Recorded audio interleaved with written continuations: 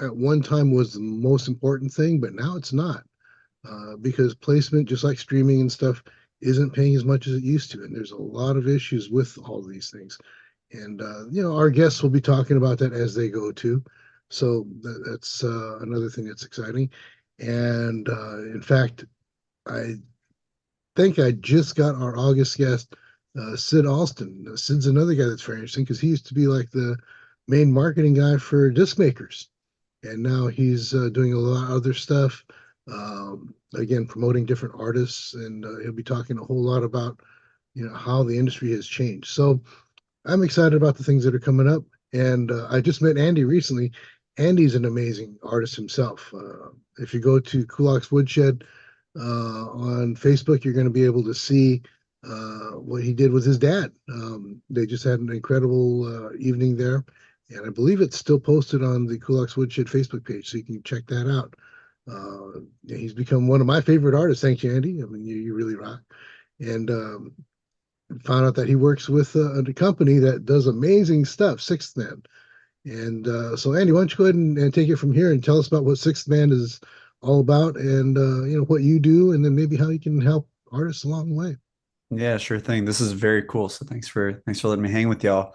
Yeah, I'll give you a little intro to the company and happy to answer any questions y'all have. It's a very cool thing. I've been there 8.5 years, so I've gotten some cool insights and experiences over that time. But I guess off the bat, is anyone familiar with Sixth Man?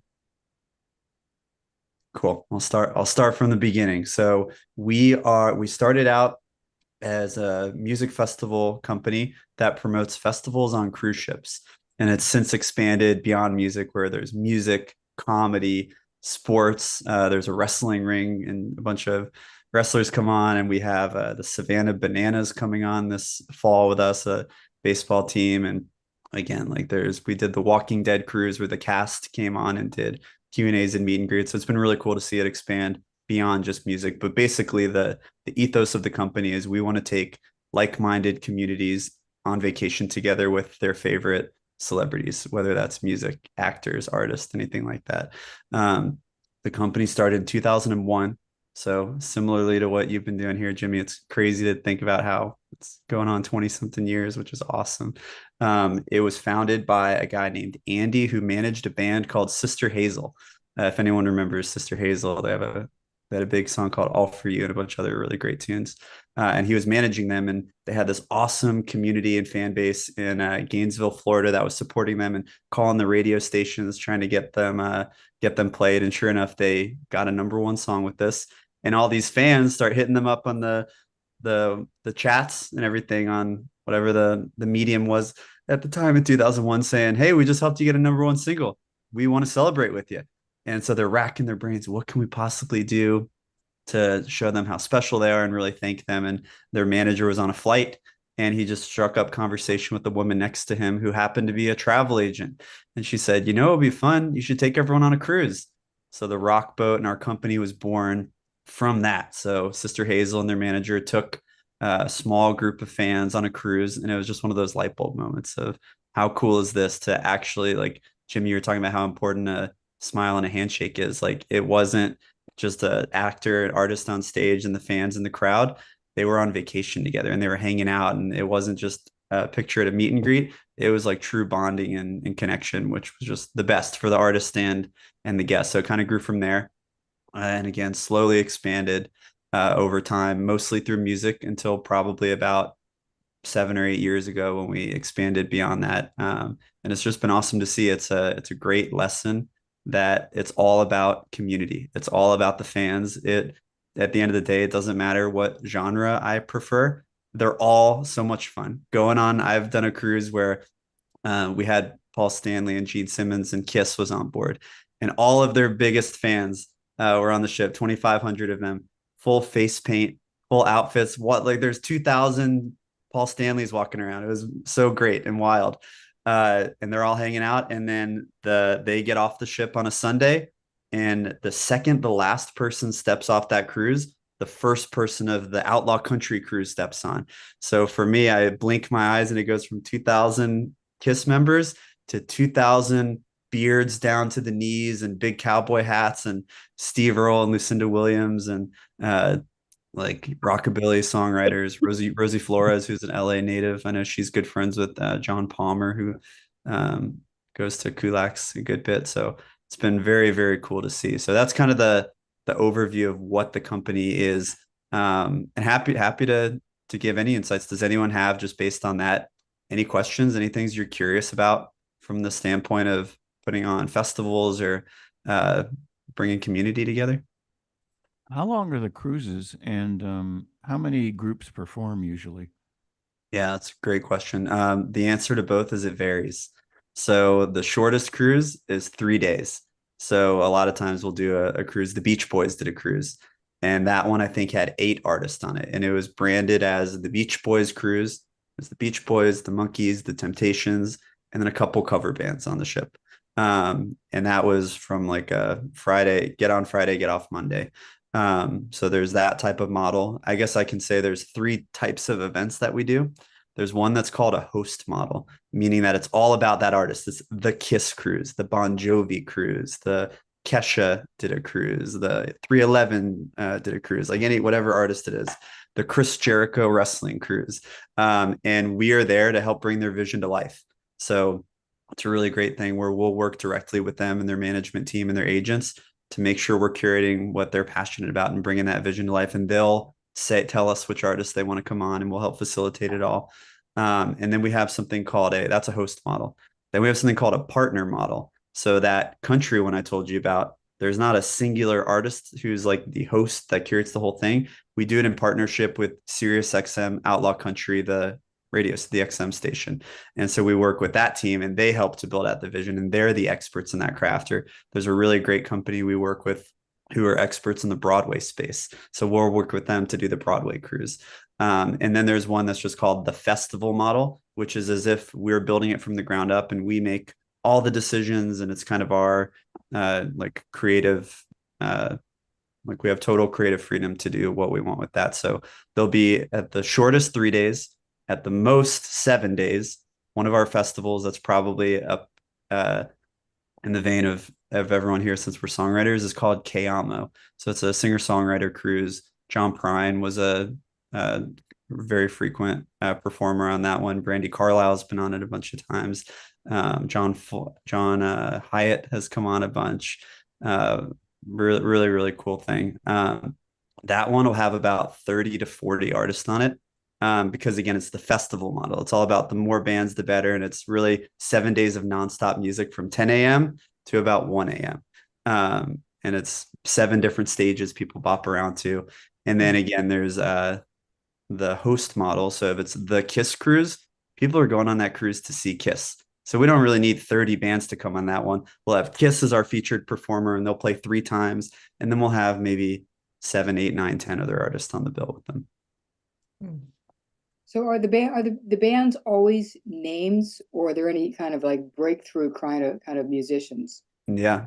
Both. It's a good question. We actually have something right now. There's a band called Train. Drops of Jupiter is one of their big songs, if y'all remember that. So they do an event called Sail Across the Sun.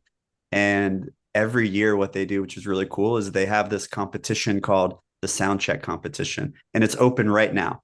So if you go to sailacrossthesun.com/soundcheck, anybody can submit for that. So I can send in a video of my name, and then there's a panel of 6-man team members that work on that event that watch every single video. And then they pick a top 10 of who they think could be a good fit for the cruise. And then the guests who are booked on that cruise pick who they want to come on. So it's a really cool thing where we've had performers who there was one artist who had never performed outside of their state before, and they submitted to play on the Rock Boat, Sister Hazel's cruise. They won this competition. They came on the cruise, and our headliner at the time saw them playing in bars. Hey, Daniel. Hey, welcome. The headliner saw this band who had never played out of their state playing in this bar and invited them on a 50-date amphitheater tour. And it was the coolest thing to get to see from that. So definitely these events it's a premium experience for people. So it's a lot more expensive than a normal cruise. I I would say that people go on the cruise for the names. So you go for Bon Jovi and Kiss and these bigger artists. But when you have 30 artists on the bill, a lot of those like middle tier or lower tiered ones maybe are not as well known, and it's more about discovery. People that are willing to invest that much money in a vacation do that because they're passionate music lovers. So there is something really special where, like, I'm sure each of us have experienced this, where we have a song we really believe in, and you're playing it somewhere, and the person who's there at the coffee shop, they don't want to hear that. They want to hear a song that they know. They want to hear a Burt Bacharach song. These communities, which are so great, what's great about them is they're hungry to discover new music and new artists. So they're just like dying to get out there and hear things they've never heard, which is rare to me. I don't think I've seen that very often. So it's something I definitely love about it. What cruise lines? Mostly Norwegian Cruise Line. We started doing Carnival for a while. We do an event with Turner Classic Movies on a Disney cruise ship, but probably 90. We've even gone to resorts. So we've gone to Mexico and Dominican Republic and taken over a big resort and done this. But Norwegian Cruise Line is where 99% of our cruises go. And they're awesome. It's like they have ships that are outfitted for us, and they've made special accommodations to fit our staging. If you've ever been on a cruise ship, like there's big water slides and pools and whatnot, and they'll take off the slide and cover up the pool so that we can have a big festival main stage on there for the whole audience to go enjoy concerts at, which is very, very cool to see. I assume these are all Miami to the Caribbean mostly. Most of them are, yeah. That's again, the majority are from Miami. We did a run of cruises from LA a few years ago, which was really cool. We've done a handful out of Barcelona and Athens, Greece. Maybe one day we'll go do an Alaskan cruise. But the majority, the Broadway cruise, the first year went out of New York. We've done cruises out of New Orleans. But most of the time, if you go check them out, they'll be on the East Coast. Yeah. I probably, if anyone's interested, knowing you all haven't seen it, do you want me to pull up a video? Do y'all want to see kind of what it looks like? Could be fun. Let me find something for us.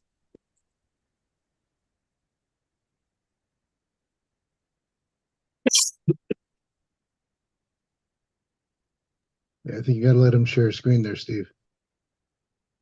Give me the power. Here we go.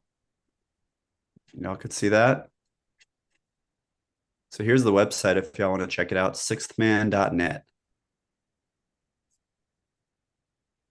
All right.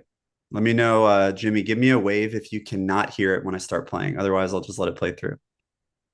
If you love great music, if you love seeing artists share their soul and the idea of being on vacation with people you have a lot in common with, then this is absolutely a place for you. On an empty beach. Oh, yeah. Okay, what's on the beach? And she feels me at me. I can't do it.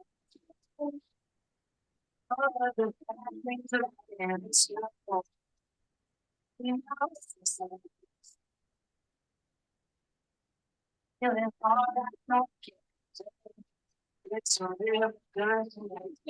most beautiful thing I've ever seen from the stage. This is how I can never miss a day of this.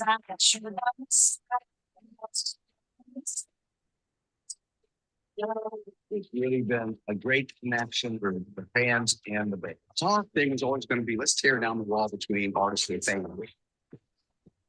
Seeing people who everything that you love, they love too. I think we all feel connected before we even meet each other. All the fans in the same band, all on one ship, just jamming out. You just get on and you have a whole ship full of friends automatically. You see a lot of your old friends, and then you meet new friends. So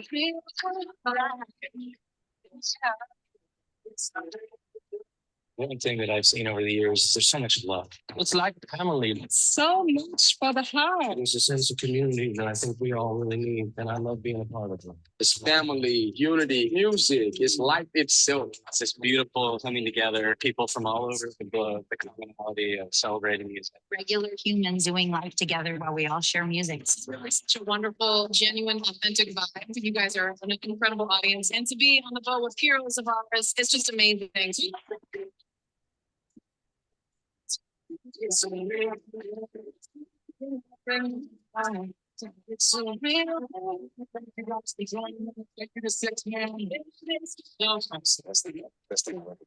Music, community, camaraderie, magic dipped in awesome wrapped in chocolate.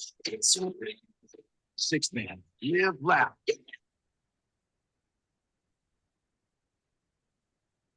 There's a little taste of what it's like. Should we do a SongNet retreat on one of these cruises? What do you think? Like a rock festival on ship, right? Yeah, exactly. Yeah.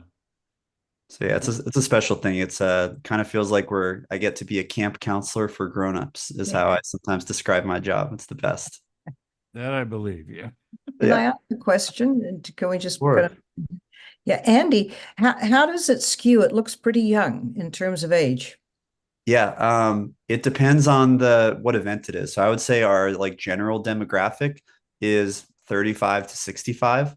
And then if we're doing the Paramore cruise, who's on tour with Taylor Swift right now, that'll be a younger audience. If we're doing Kayamo, the singer-songwriter cruise with Lyle Lovett and all artists like that, Brandy Carlisle, it'll probably skew 55 to 70. But it's usually within that range of, again, because it's a premium experience, we don't typically get too young of an audience because it's expensive. So any like 35 is usually like a good entry point for folks. And then again, we're really fortunate to have people where the rock boat is going into year 25. So there's a handful of people that have been coming on this vacation with us for 2 decades. So maybe they started when they were 35 and now they're in their 50s. And this is basically a family reunion for them, which is really cool. Do they have access to like the acts, the bigger names? Is it part of it where they're mingling and all of that? That's kind of the whole goal of that. Of again, you'll in that video, one of Ken from Sister Hazel said their goal was to tear down the wall between fans and bands. So like when we go to a concert or like you see your favorite artist walking by, most people's instinct is, let me go get a selfie. This is my one chance to hang out with fill in the blank artist. We're here. What's really special is maybe you're there for 5, 6, 7 days. So instead of having that fanatical moment where you have to get a selfie, you get to see your favorite artist in the buffet in front of you and say, "Oh, look, we both like the baked ziti. That's so cool." And like you have that really authentic moment where you can connect with them. On that human level, which is the best. But it looked like a lot of people. How many people go on those things? Yeah, our capacity is about 2,500 people. So in terms of a cruise ship, that's pretty small. Some cruise ships can hold 6,000 people. So it is a massive ship, but we do like the mid-sized ones. The term that we use is huggable. We want to be able to have a touch point where like our staff genuinely get to interact with almost every guest on board the ship, where we've tried in the past to do the big cruises, which go pretty well. But again, you don't get that same relationship when there's 6,000 people as you do when there's 2,000 people or 3,000 people. But they're all really fun. We've done the big ones, which are great too. So what's the range? Last question: the average price point of the ticket? Yeah, totally varies based on the event. So if there's one, again, the sixthman.net is the general website, and then all of our events are on there where you can click through. I would say that on average, a starting price point is about $2,000 per person for the interior cabin, and like 2 people will go on an event, and then it goes up from there based on the size of the cabin. Do you want a balcony or one with a window or a big suite? What location is it in? Is it one of our 7-day events or a 3-day event? So again, the price varies greatly, but because it is this premium experience, it's a lot more expensive than just a typical cruise. We're technically what we are in the charter business. So what we do is we work with Norwegian to rent the ship from them, and then we have access to the whole thing, and then we resell the cabins as a part of this themed event to the communities. Wow. Mhm. Do you take on the liability when you do that or no? I don't know if I know enough to truly speak to the legal side of it. I'm You sure. take over a ship. Yeah.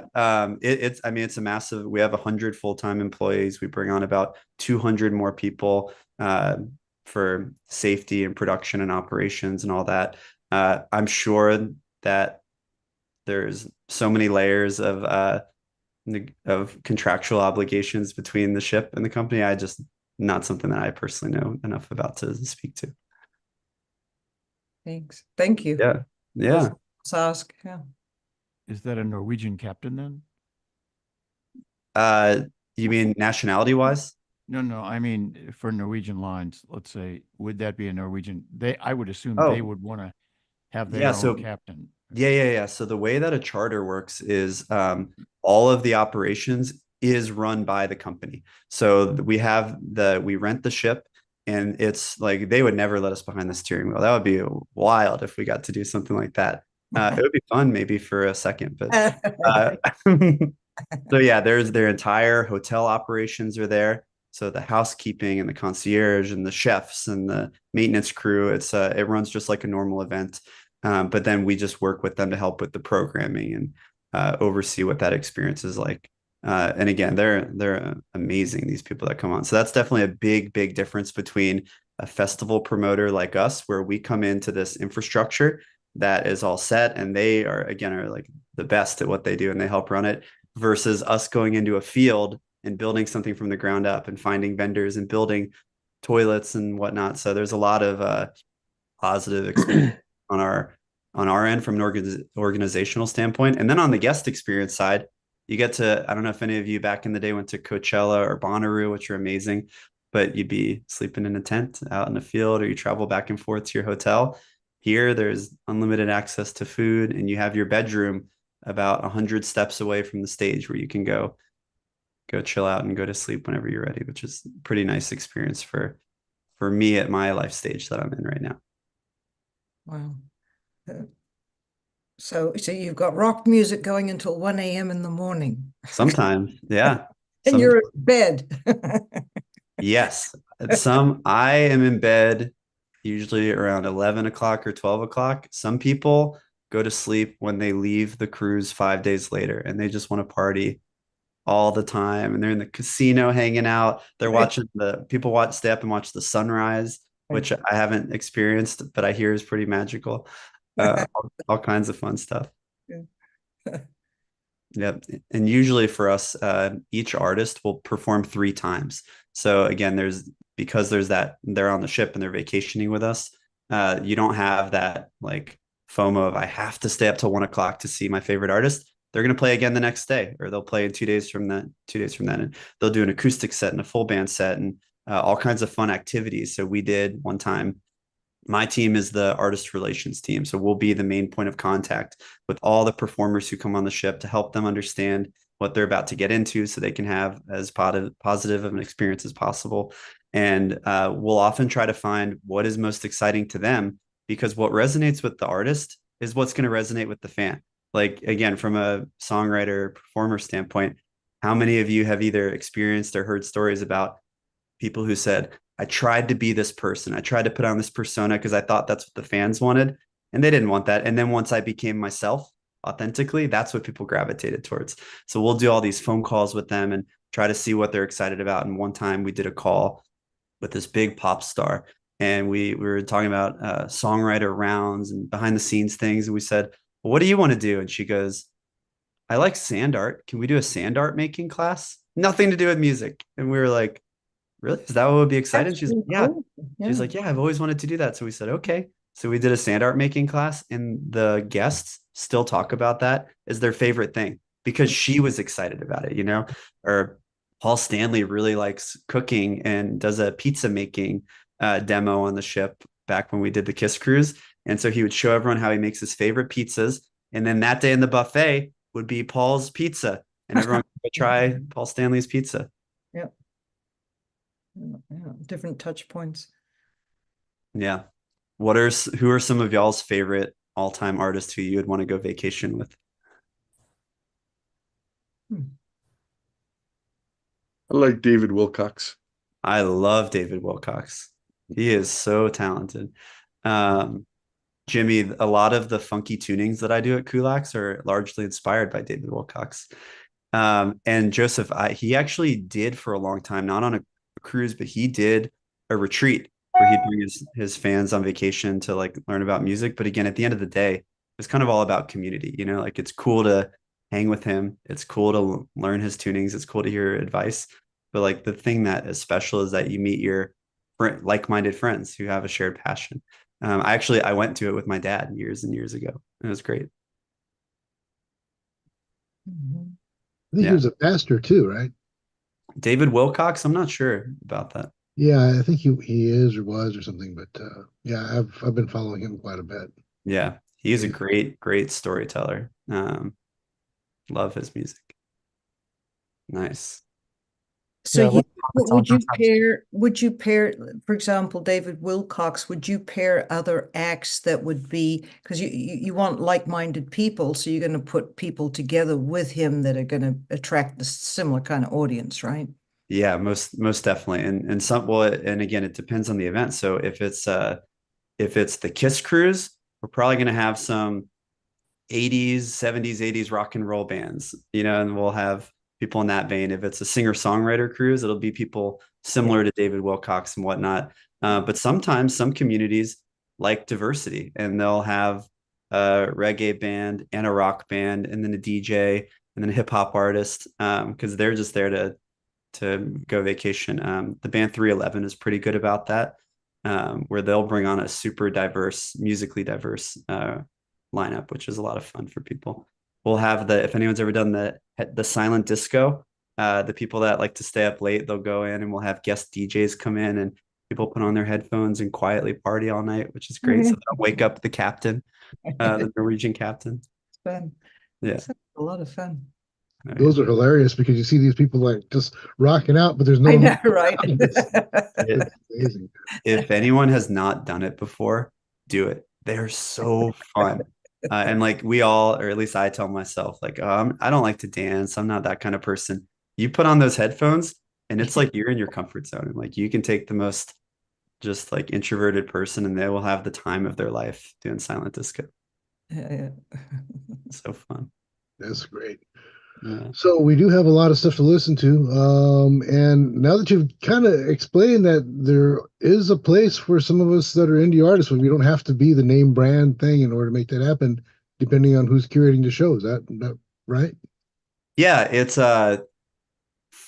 definitely possible again through things like that sound check submission. Another cool thing about like typically if someone's a fan of a genre of music, a lot of them like Kayamo, our singer-songwriter cruise, a lot of our guests are extremely talented singer-songwriters. So even if they don't come on to be performing on the bill as a featured artist, like someone in the vein of David Wilcox, they'll host community jams and open mics and like do all kinds of really fun stuff. And again, like perform together constantly on the boat. So again, it's like if anyone is a music lover, doesn't matter. Like going as a guest is the same. We've also had people come on as a guest who then became artists in the future, which is a really cool thing. Yeah. What was the /? Was it like sail across the sun / submission? Sound check. Sound check. Okay. Thank you. And that event is the one by train. So when you talk about like having like-minded artists, that one would be a lot of people who are like probably like somewhat pop rock music is what that they're looking for that. The singer-songwriter one, Kayamo, just closed their submissions this past week. So if you go to Kayamo's Facebook page or kayamo.com or sign up for that mailing list, probably in about 2 weeks from now, we're going to start the voting for the top 10, where there will be 10 people who are just like us, aspiring songwriters, emerging artists, who are going to be introduced to about 3,000 super passionate fans, which again, even if they don't win and get on the boat, what a cool thing to get to have your music heard by the company or all these people that want to discover new music. So yeah, if you're curious to check it out, I would imagine in about 2 weeks from now, go to Kayamo's Facebook page or kayamo.com. Kayamo is Cayamo. Okay, thank you. Yeah. Yeah. Well, that's awesome. So I think we should start listening. What do you think, Steve? Yeah, give me 1 second. I have to send a link to somebody. Give me Yeah, one some people are second having some here. problems with the links. Yeah, I just want to make sure that this one person said they didn't get a link for some reason. Let me see.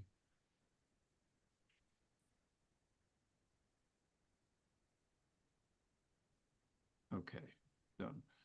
All right, so first Right. up, I put the order there in the chat. So first up, we'll have John Bernard, and this song is called Vacation, appropriately enough. And Yeah, what so I do just is I'll bring up the lyrics so that you can see them, share the screen, and then we'll play it. So and you can just motion or right whenever you when heard you've enough. heard enough, Yeah. and then make comments. Okay, so Was that directed at me to motion when I've heard enough? correct, yes. Oh. Am I Simon Cowell? What is the Well, in other what's words, you the don't have to goal? listen to the entire song. In other words, if you've heard enough and you go, okay, I get the song, then you don't have to listen to the rest of it. So Okay, cool. Yeah, let's if it works okay for y'all, maybe let's go through the verse and chorus of each of them. yeah, and I mean, sometimes you may want to hear the bridge. Sometimes you Oh just yeah. like the song and you want to let it go a little longer. It's up to you. So Yeah. okay, here we go. This is called Vacation by John Bernard. And make sure that you can hear it.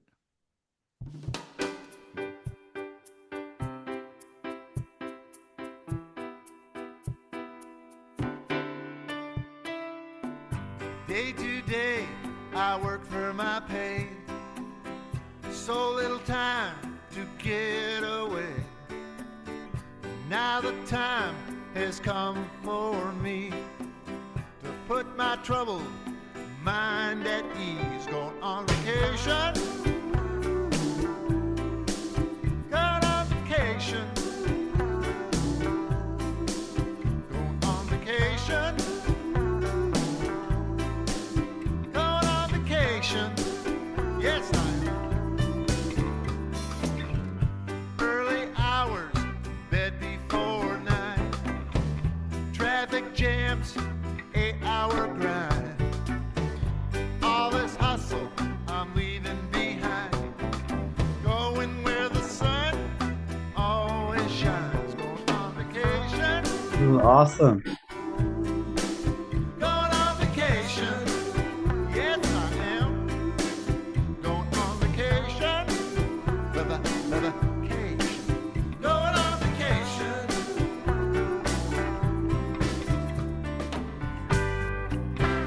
Got my airline tickets and my bags all packed. Whoa, I fed all my fishes. Don't know if I'm coming back. Going on vacation. Going on vacation. Going on vacation. Going on.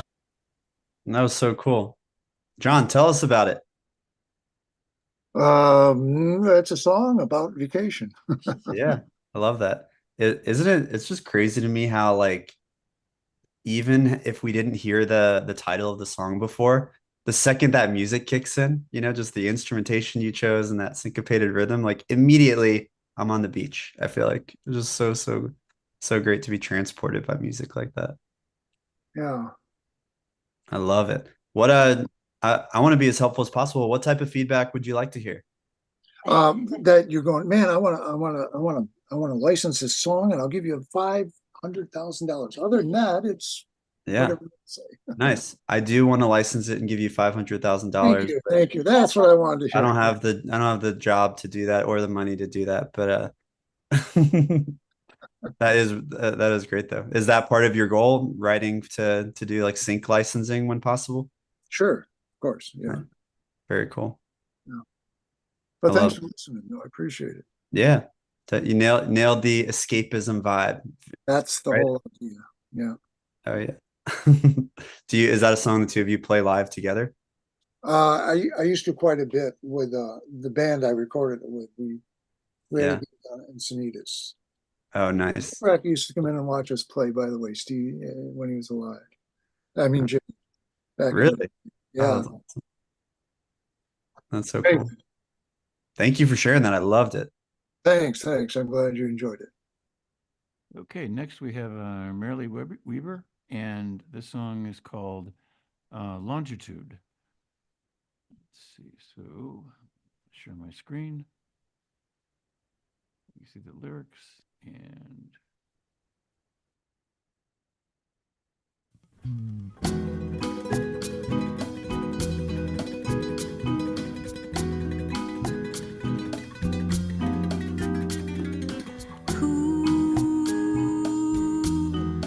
soft, gentle. Stephen, I'm not able to hear it on my side. Slowly the sun. that's strange. Okay. I don't know why that would be. Let me see. I'm not I on. know that you all said you'd never heard of Six Man before, but I feel like the two of you wrote these songs specifically as a pitch for our company, because these lyrics and vibes are spot on for what we do. Yeah. Very smart. Yeah. Yeah, I can't hear it either. Really? Oh boy, now I'm really lost. I'm not quite sure why. Didn't share audio on the thing. But you can see my screen. Yeah, I mean, this share sound is clicked. Let me click it and unclick it and just do it again. See if. Okay, and then let me put it on stereo. That's on stereo. Share sound. Okay. Let me try it again. Can you hear it now? No?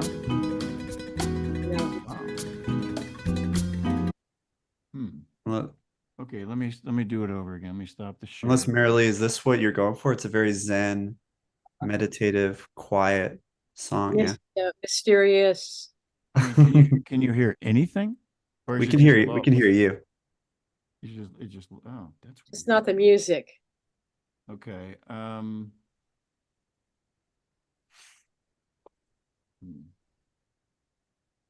Okay. I hear it just fine. Oh, really? Yeah. Is anybody else that can hear it?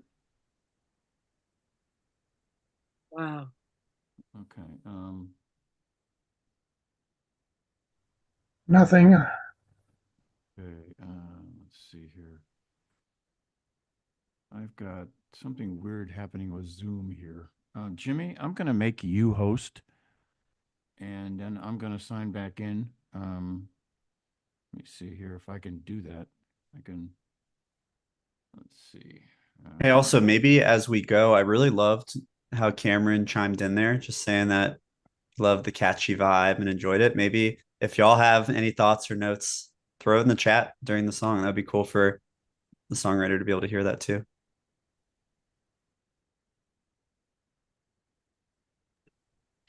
Sam, Okay, I was Jimmy. following your pictures from Europe.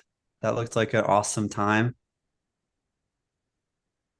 Okay, Jimmy, you're the host now. So let me sign out Hi, and sign Andy. back in again. I don't know Nice if to see you. Yeah, it was fun.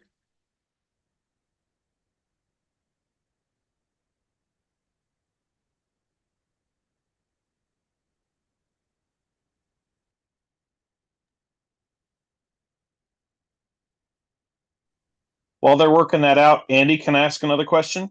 Yeah, sure. So if we were to, what would you expect from an artist like us who is submitting to the competition? Like, how would we get ready for performing on a cruise? Yeah, that's an awesome question. So, to talk about the thing that I was sharing, that sound check where we can submit music for it, a lot of Yeah. times what we'll find is there are people that are unbelievably talented, but they don't have enough content out there for the fans. Because again, these fans going on this vacation, the cruise is 3 to 7 days of time, but they're engaging year round. So a lot of times we'll find someone who sounds like that's the perfect fit musically, they're ready for it, but maybe they haven't released any music online yet, or they don't have any videos that people can watch. And for these guests that go on vacation, that's part of what they love. They love to deep dive and go learn about the artist and read up on them. So I think making sure that in addition to having music you really believe in, make sure that there's a presence out there. So like even again, I think advice I heard once, which I really loved, is perception is reality. So if you have a really fancy website and you're playing at the Kulaks open mic and posting those videos online and you release things on all the DSPs and whatnot, it doesn't matter if you're writing songs in your bathroom and performing once a week to Sandy in Oklahoma. You are just as legitimate of an artist as any other full-time touring artist. So having content is a big, big one for us. Just again, knowing our community wants to deep dive. We look to that a lot. And again, it's nice to have on our radar where maybe we'll see something and say, oh, I can't wait to see Dustin submit again in 2 years from now when he's put out a record or when he's done XYZ. So that's probably the biggest thing I would say. If you don't have enough content that you feel is some quality that you'd be proud of, then maybe coming on as a guest and getting to know the community and performing, or just keeping at it until you have something out there that you would be proud to see or feel resembles like other full-time professional artists that you'd see on the bill is a big, big one for us. I think I'm back. Can you hear me? Uh-huh. Yes. Okay, good. Let me try this now and see if, just put a thumbs up if you can hear it. I think I understand. I got to the source of the problem. Okay.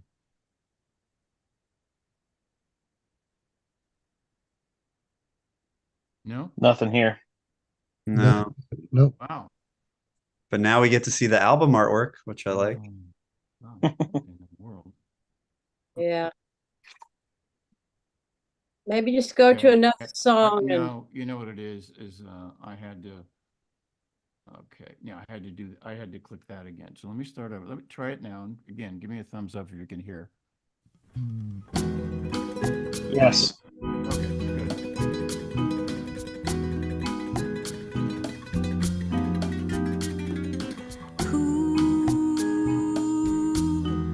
Soft, gentle breeze. Slowly the sun sets in the sea.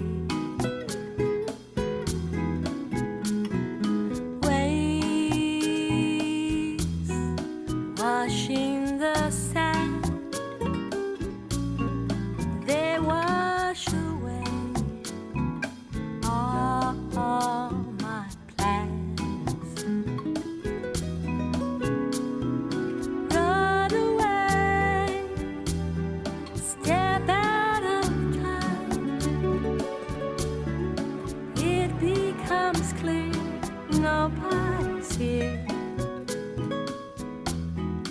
Nobody's here. I'm lost in the mood, this magical place of longitude. Lucky to be where sand meets the sea, letting the waves play with me.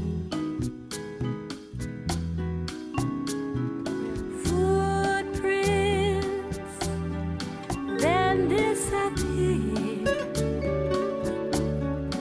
and it's so clear nobody's here.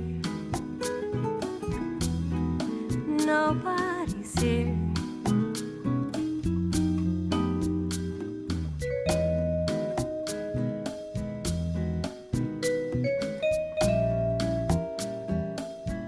So good.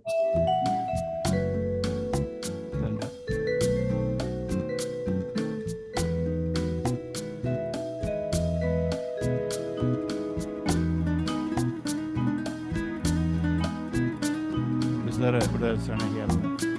Yeah, that was awesome. You and John are such a good team here. It's awesome just to see how like you're able to bring these vibes to life like that, with both of your songs. That was so great. I'm curious to hear what is the process of from writing to getting it to that for the two of you? Are you talking about the mood that you want to set? How do you go about getting again from the lyrics to you just both of you in your songs nailed it with just encapsulating again that like escapism A vibe.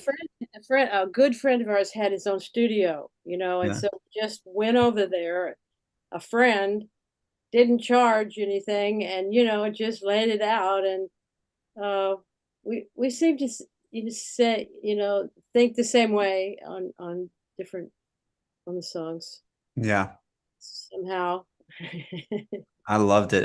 I think whoever commented on like they love the way that your voice was on the word longitude. It was cool to hear that you weren't just singing a melody, you were thinking about what you were singing. So like when you said breeze, your voice gave or the melody you sang gave a little bit of like a breezy kind of intonation tone to it, which is just so cool. I Thank loved it. you. Yeah. Anyone else have things they wanted to share? Mm. Okay. So awesome. Thank you both. Thank you. Thank you for what you do. So next we have Jay Liv, and I think I'm not quite sure about this lyric file. It's a bunch of music with no lyrics. So I'll put it up there. Let me share the screen. So this may not be a lyric file. So just to be forewarned. Oh, I think you I sent sent the the wrong chart. I didn't send the lyrics. Yeah. Sorry. Anyway, I think we can probably just Yeah, listen it's and pretty repetitive. Yeah. Okay.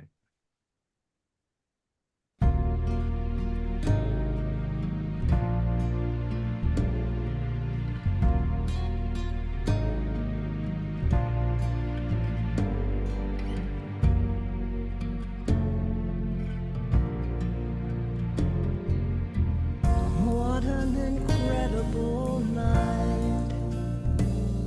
Am I wrong if I want you to stay? So close all the curtains, forget what they say. Let's make it nighttime all day. What a temptation you are. Oh, I should be making my way.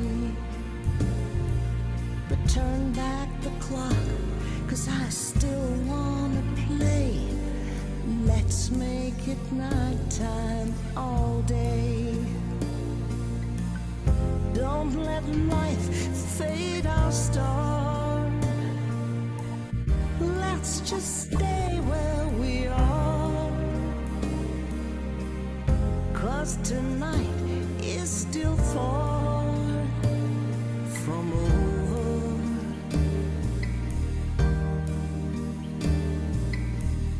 Don't let time break this spell. Let's just stay, kiss and tell. 'Cause tonight we both fail. It's not over.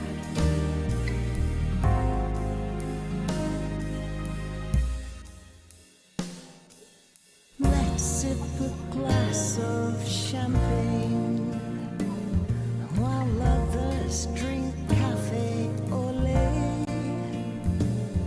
Let's pull up the sheets, 'cause I'm feeling blasé. Let's make it nighttime all day.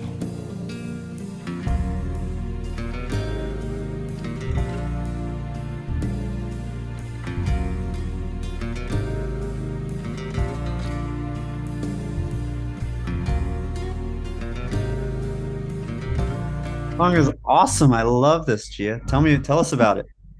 Yeah.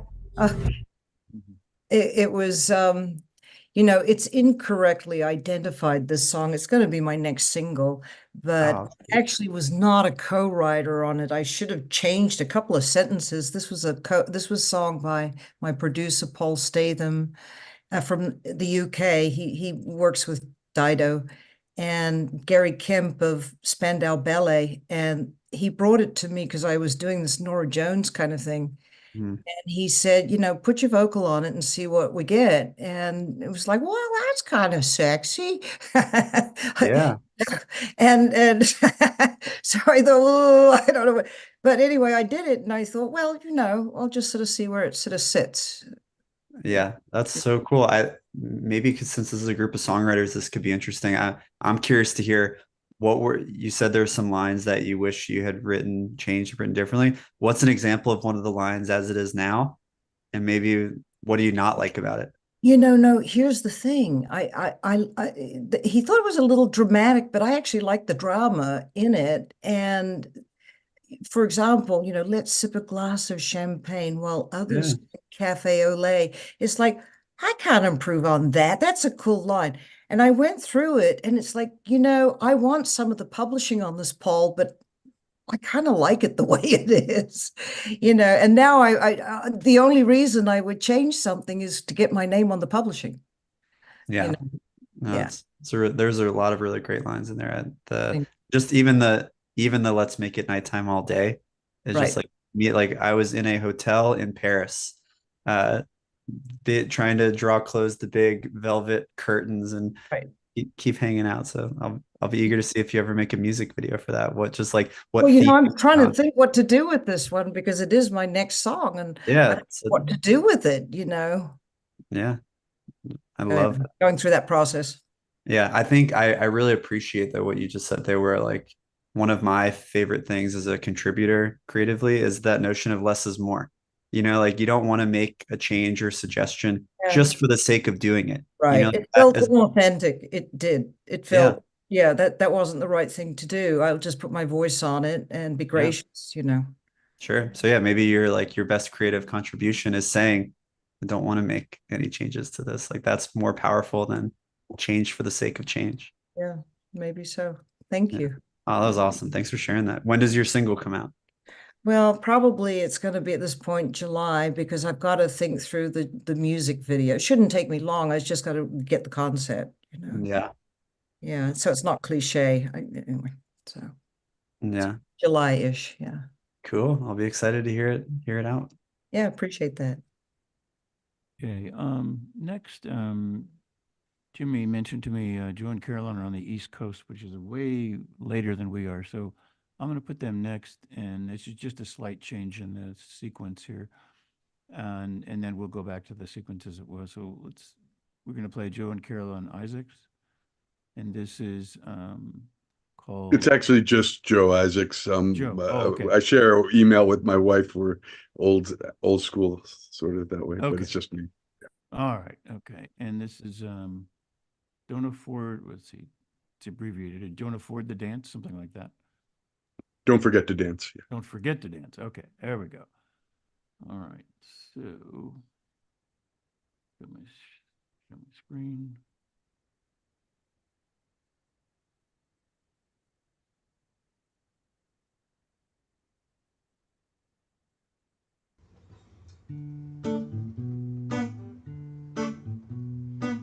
When it was Aunt Gabby's time to go, she said, "Go to heel."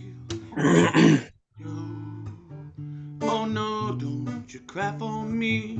At least I went happy. And if you get the chance, don't forget to dance.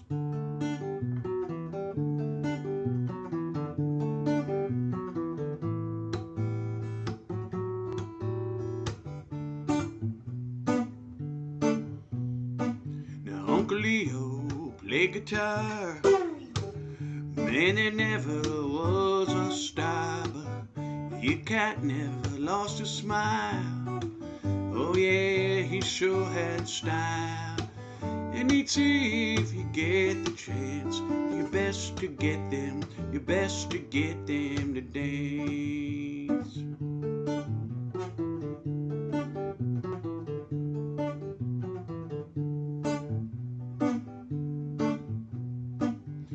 Aunt Judy, she ran marathons. That lady could just go on and on. She ran real far, never lost that smile. She sure would go the extra mile. She would say, have some fun. I hope you have a real good run.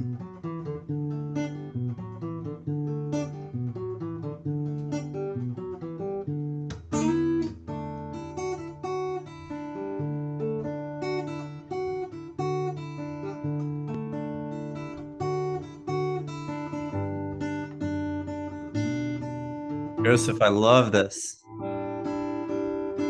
Now when it becomes my I was curious to see how David Wilcoxy was going to be since you made that note. And I feel like I heard Dave Matthews in there instead. Are you the I do a lot of different stuff. I do have some stuff that's a little more like alternate tuning David Wilcox, but that was all in standard tuning and yeah. It was super cool. It was like there's a bit of juxtaposition of just like a straightforward little guitar riff, and then when you go into the the sounds and everything, like again I was thinking about Dave Matthews because it was just very interesting like notes that you were going to, which was really cool. It was you did something in there that I personally really like as a songwriter.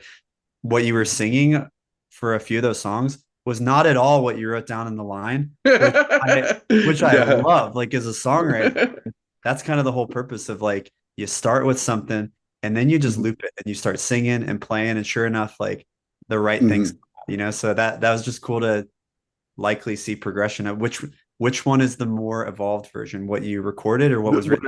What I recorded is that's the reason I just did that, and the lyrics was older. I did come out, but then the Wi-Fi like kicked me off the meeting, so I can't move around. Oh, but I you're can still on the meeting. Yeah. Okay. Love you. Love you too. Nice. Hey Dustin, just a heads up, you're not on mute. I'm so sorry, guys. Oh, all good. It's nice to know that you're loved. Yes, thank you. Yes. But yeah, man, I thought it was awesome. It was are those characters real people in your life?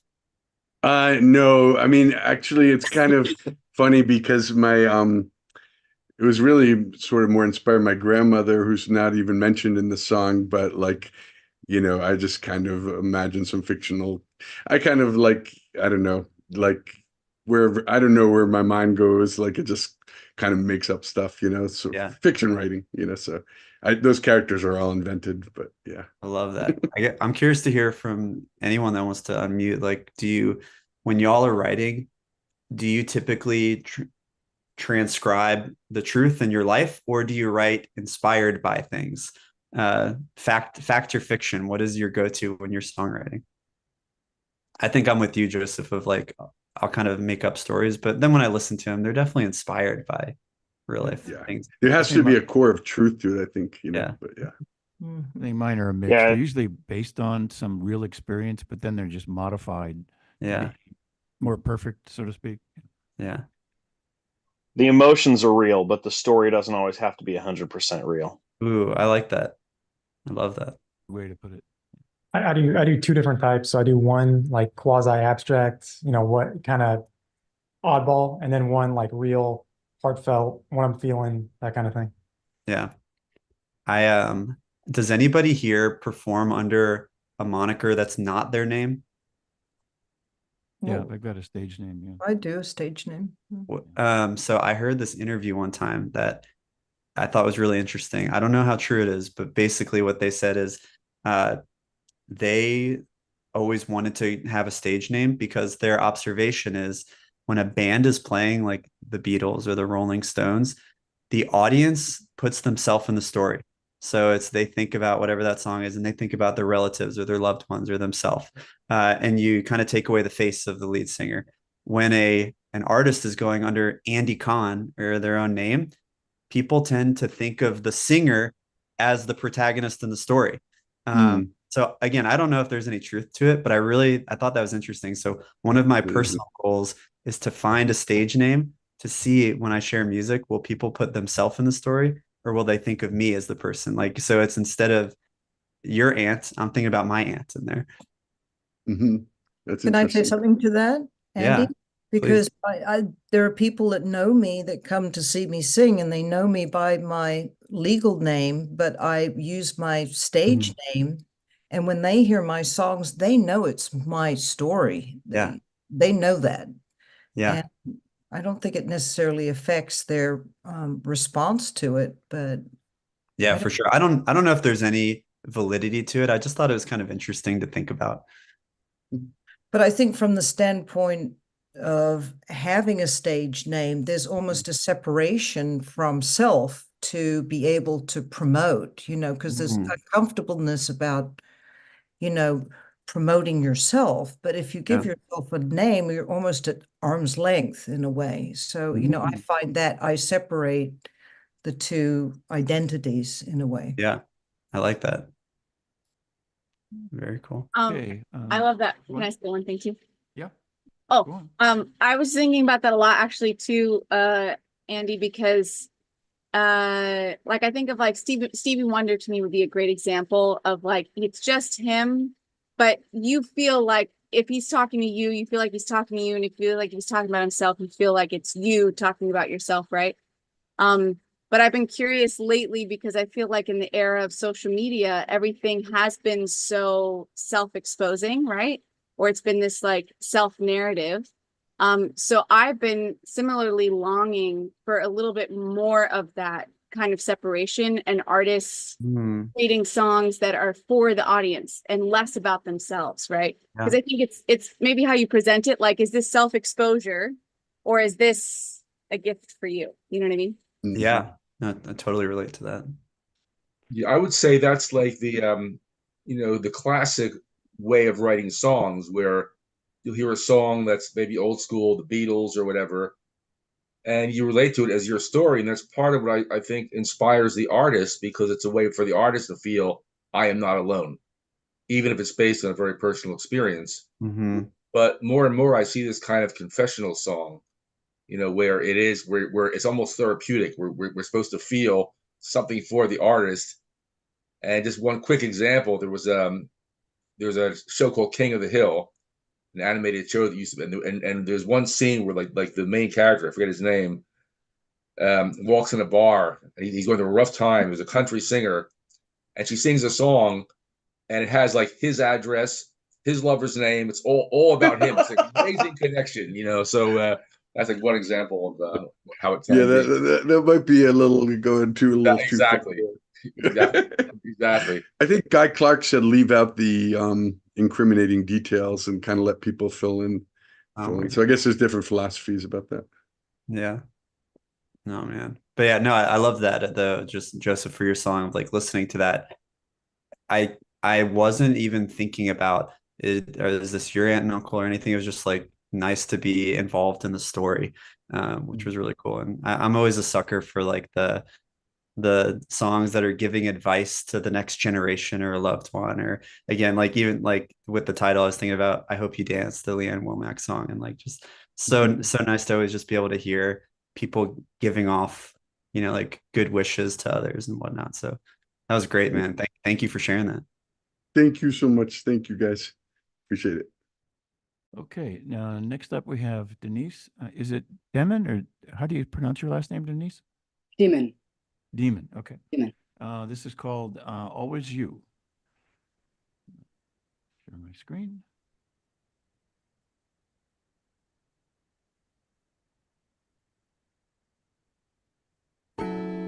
One and one is always two. It's very simple. It's always you. Sometimes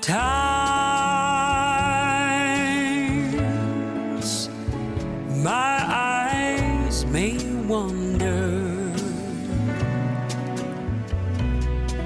my gaze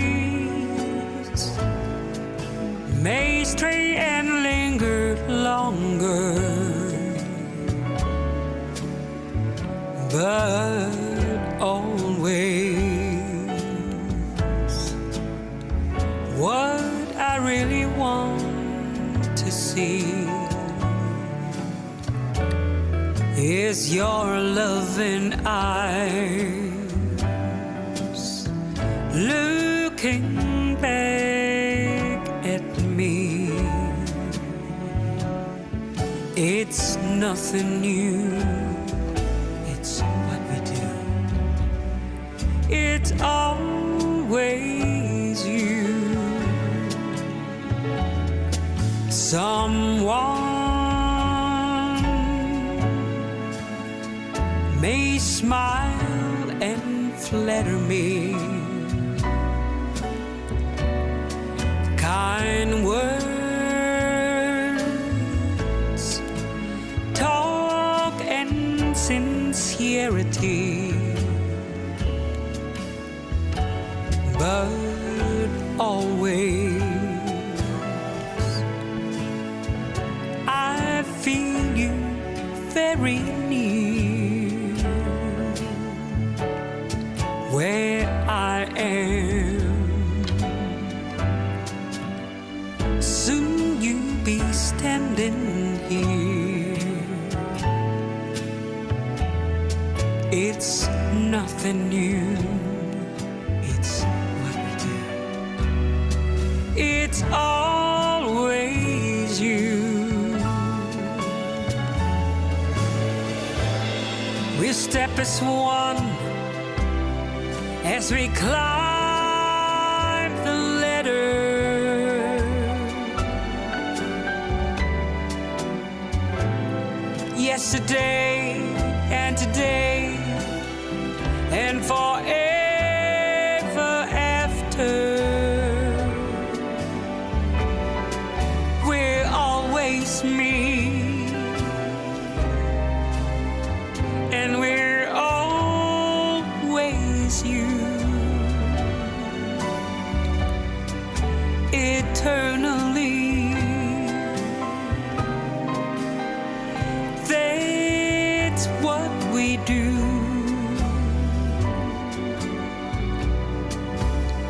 It's always you. This song is so cool. Sorry, what?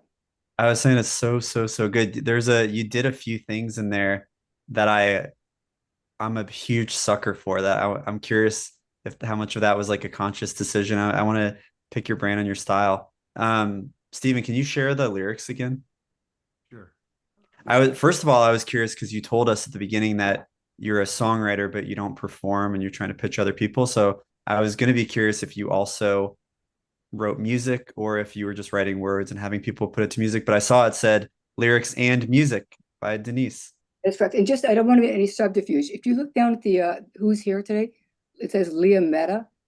Leah Mehta is the singer of the song. She's here now. She's actually in Kuala Lumpur, Malaysia. Oh my gosh. Leah, you are so talented. And so the reason I'm doing this is because we've actually had, was for Grammy consideration. It made it through the first thing with the album. It was the title song of the album. We've done 2 albums together. She's about to release a new one. The reason I really wanted to meet you is because of the Sixth Man. You know, she's in Southeast Asia. Mm-hmm. We're trying to expand, we're collaborators. We're trying to expand her footprint to more than just, live performances, which she does there. She also comes to the US and she's done performances and won awards and things here. But that's why we're really interested in connecting with you. But I'm sorry, yes, you were asking me a question on the lyric. Oh no, that is awesome. Thank you both for coming. What time is it in Southeast Asia right now? It's about nearly 11 a.m. Nice. Good morning. Good morning. You are so talented. Your voice is amazing. Thank you very much. Yeah, I think specifically for what you said about just wanting to connect and like for Sixth Man and stuff like that, I think that knowing that these are US based events, I will say most of the time people who are performing are already doing a tour in the area and this is a stop on the tour. Otherwise, it's very expensive, like coming from the other part of from California or Europe or Southeast Asia or Africa, anywhere else. Typically, that's a lot to have to come out here just for like 4 days to do an event like that. But again, it's getting yourself in front of some really great things. So I don't know. I personally think there's power to the online community more so than a festival, where if you're eager to get involved with Six Man, again, go to the website, try to find some cruises that maybe align with your musical taste. And there's all kinds of Facebook groups there where I mentioned it earlier. The cruise is 5 days out of 365 days. The other 360 days, they're in the Facebook group sharing videos with each other and getting to know one another and whatnot. That could be a really great place for you to go and just be able to make genuine connections with people and share your music. And that same thing I shared before about the sound check competition. If there's we do it for a few events. So if you ever find one that you personally feel drawn towards with your musical styles, like go subscribe to that mailing list. And when one of those things comes out, you can go submit to it. And even if you don't get picked to be in the voting round or to be on the cruise, there's a panel of teammates that listen to all those songs, that hear it, which again is just, I think, is a super cool thing.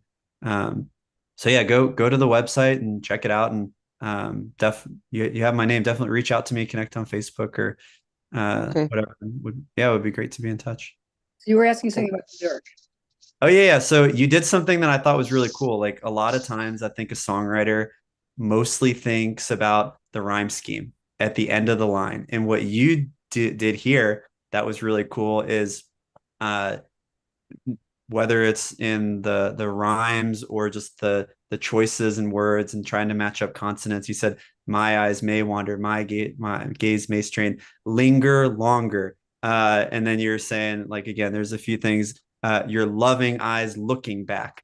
I'm such a sucker for the internal artistry, kind of going beyond just the rhyme scheme, and thought you did just such a great job there, where like it felt so natural and cohesive, the way that you thought about each word, not just the last word of the line, which I loved. And that's what I do. I do a lot of internal rhymes and a lot of creation and things like that. And I just, I'm not one of those people who dashes out a song. Like, those days are way, way behind me. But I do rewrites, and I take great pride in it. Yeah, no, it immediately stuck out. Like, again, the my eyes, the linger longer, your loving eyes looking back. I'm such a personal sucker for songs that have put intention into things like that. So yeah, kudos. The songwriting was awesome. And Leah, is that how you say your name? Leah Mehta. You Leah. just think of Princess Leia from Star Wars. Nice. Princess Leia, you have an amazing voice. Thank you very much. Thank you. But it is only recently that I have ventured into the jazz pop genres with Denise. Previous to this, I'm a multi-genre artist actually. Oh, cool. But I love the jazz pop genre. It allows me to expand. Yeah, I love that. Yeah, and I forget who was mentioned. Maybe Dustin, you were asking about like things to do to help yourself stand out. Again, a big thing is just having content out there. So like create videos that you're proud of, that look good. That's why Jimmy and I love going to Kulaks. It's a great community there, and the team puts out this amazing content that is just archived and you can have for promotional use, whatever you want. So whether it's recordings or videos, your social presence, again, like make sure your Instagram page and your Facebook is something that a fan who finds you off the street, when they go look you up, they don't know the difference if you are a multi-Grammy Platinum Award-winning artist or someone who's just starting out their career. Like everything should have that same level of professionalism.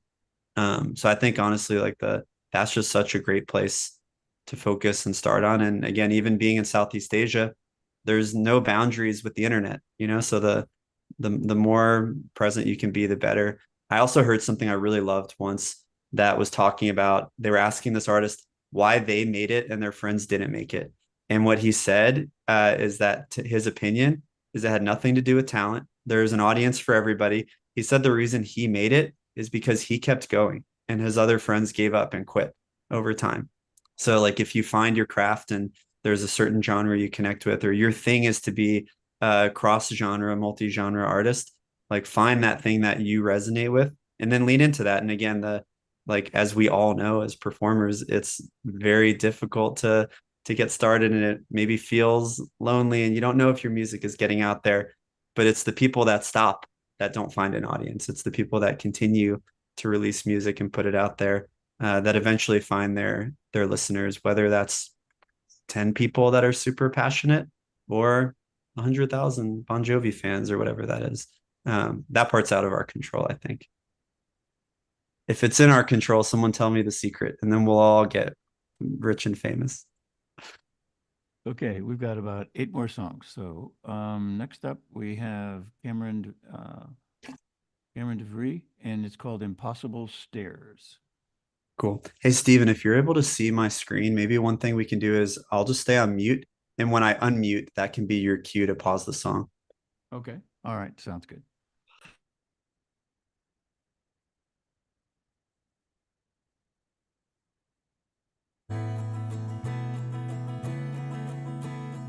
Moving in circles, we're moving in squares. Trying to climb an impossible stair. Looking for someone to put out their hand. But they are too busy, no one understand. I look through the curtain, but all that I see is a sliver of light. The sun's just out of reach. I say we'll never be able to scale this wall. Can't see our vision, can't touch our soul. We're gonna climb these impossible stairs. Even if it looks like we'll never get there. Every step is one step closer. We're still far from the top, but we'll get there somehow. Climb these impossible stairs.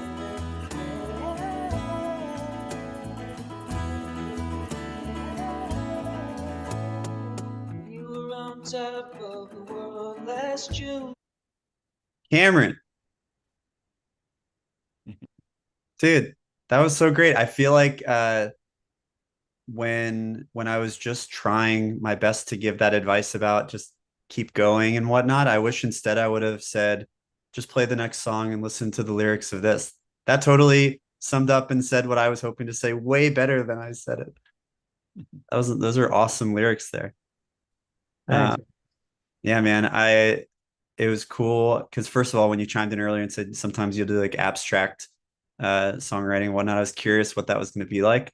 I loved the turn that it takes in that song, where like you immediately hit people with like everything. It feels the impossible stairs. If you want someone to reach out and give you support, they're too busy. Like everything is that battle that I think I could say most of us probably relate to.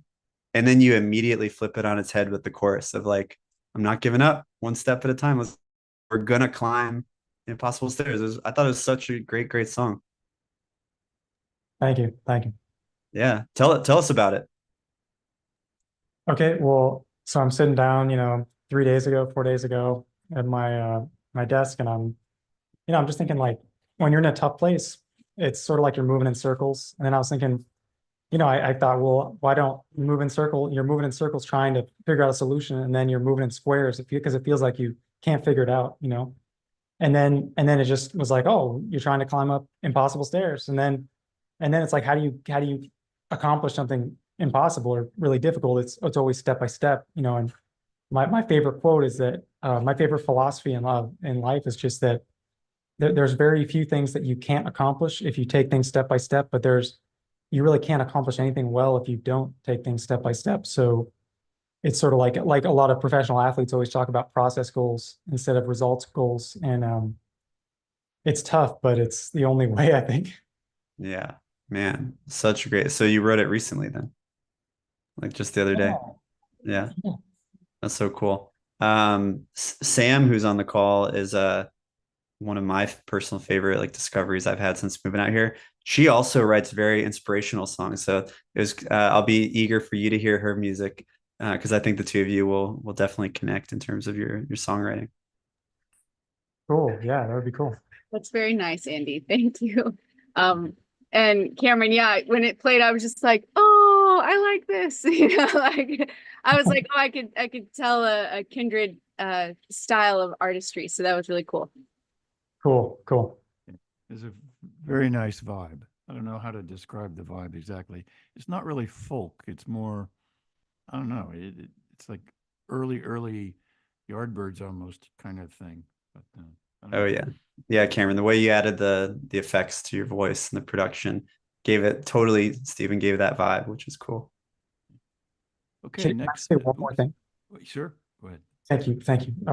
I wrote it for to raise awareness for an illness. I've had this illness for 16 years, and it's ME/CFS, chronic fatigue syndrome, and so it's been pretty devastating illness. It has a bad quality of life for a lot of people. So I wrote it to raise awareness for that. So the idea is like, you know, you have this illness that doesn't have a cure, and it's just like the only way forward is you just keep going. So Oh man. yeah. Thanks for sharing that.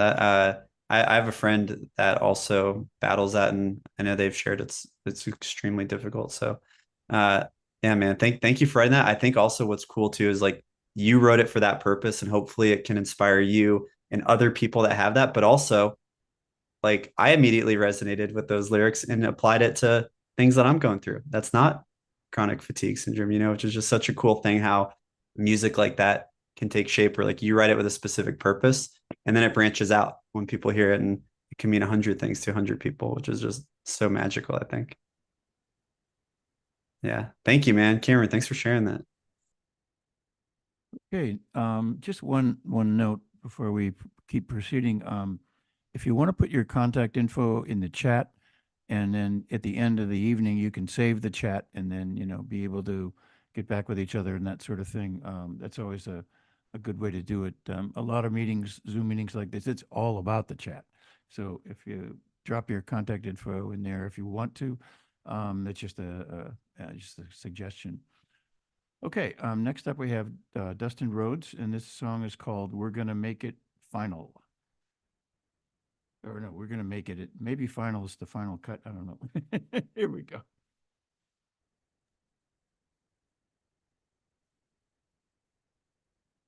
Steve, could you raise your volume? Okay.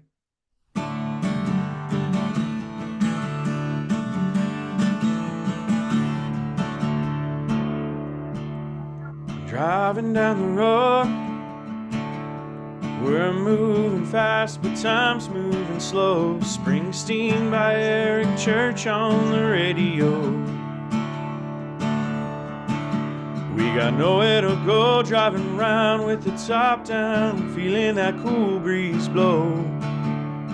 Everybody singing at the top of our lungs, racing past the stop and go. We got one life to live right now, and it feels like it's never gonna end. Now that our time has come, we're gonna give it a shot till our last breath is gone. So give it all you got and never ever stop living the dream till the dream come true. No matter what, don't you ever forget, as long as it takes, we're gonna make it. She was smiling at me, hair going wild, sitting in the front seat. My heart was on fire, waiting for a chance to get her to kiss me. We got one life to live right now, and it feels like it's never gonna end. Now that our time has come, we're gonna give it a shot till our last breath is gone. So give it all you got and never ever stop living the dream till the dream come true. No matter what, don't you ever forget, as long as it takes, we're gonna make it. So marry the girl and travel the world. Actually, Steven, can we hear that chorus too? The marry the girl part?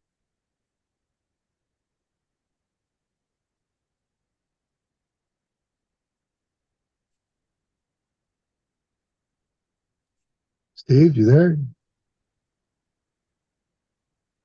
Steve? Where'd he go?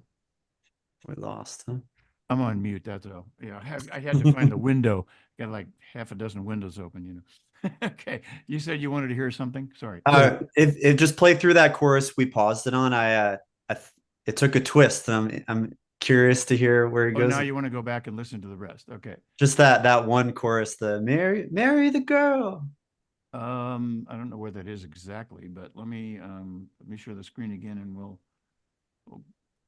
figure it out a little earlier than when I stopped it. So I'm gonna start it here. It's like it's never gonna end. Now that our time has come, we're gonna give it a shot till our last breath is gone.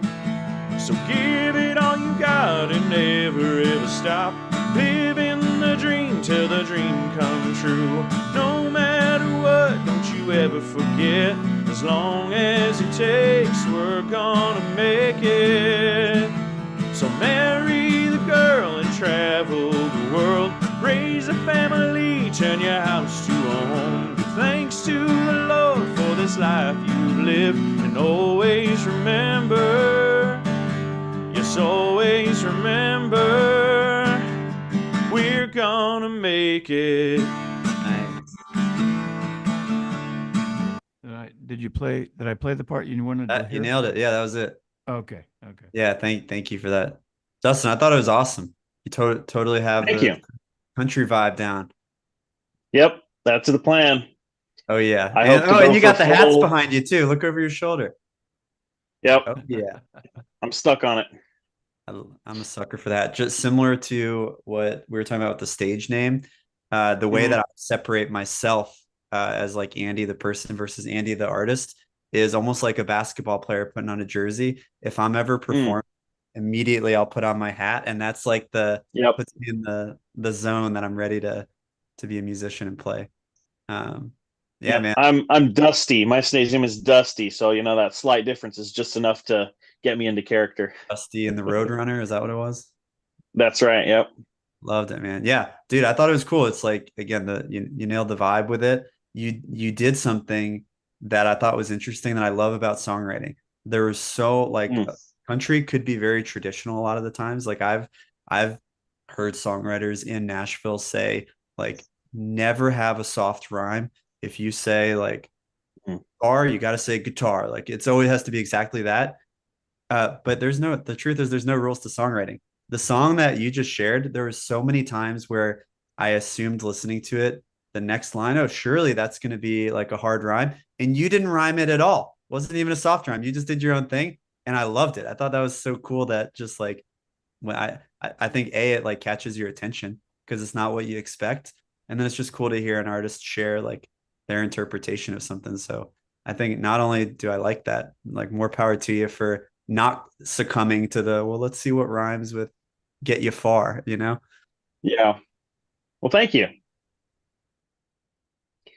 I love soft rhyme. Hard rhyme is always feels like nursery rhyme to me. I mean, you got to do it occasionally, but if I can change it just enough, it makes me feel good. So for sure.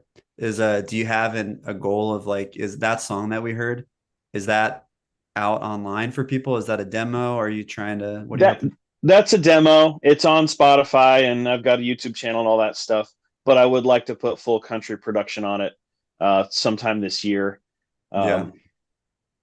But who knows where it's going to go. I want to play a couple shows a year and have someone who doesn't know me at all say, hey, this song was helpful for me or something. So who knows where it's going to go. Yeah. The Lumineers shared on their first album, they went to this like big major label studio and did all the stuff. And there's one song they have called Slow It Down. And that song was recorded with a little Tascam in their kitchen at home. And when they were trying to record it, nothing sounded as true and authentic as that demo. So they kept it on the record. So I always think like, especially now that, yes, you can print things on CDs and vinyl and whatnot, but you can post something online and YouTube and Spotify, Apple Music, whatever. it really gives you the opportunity of like, there's no rule. You don't need to be too precious about a song.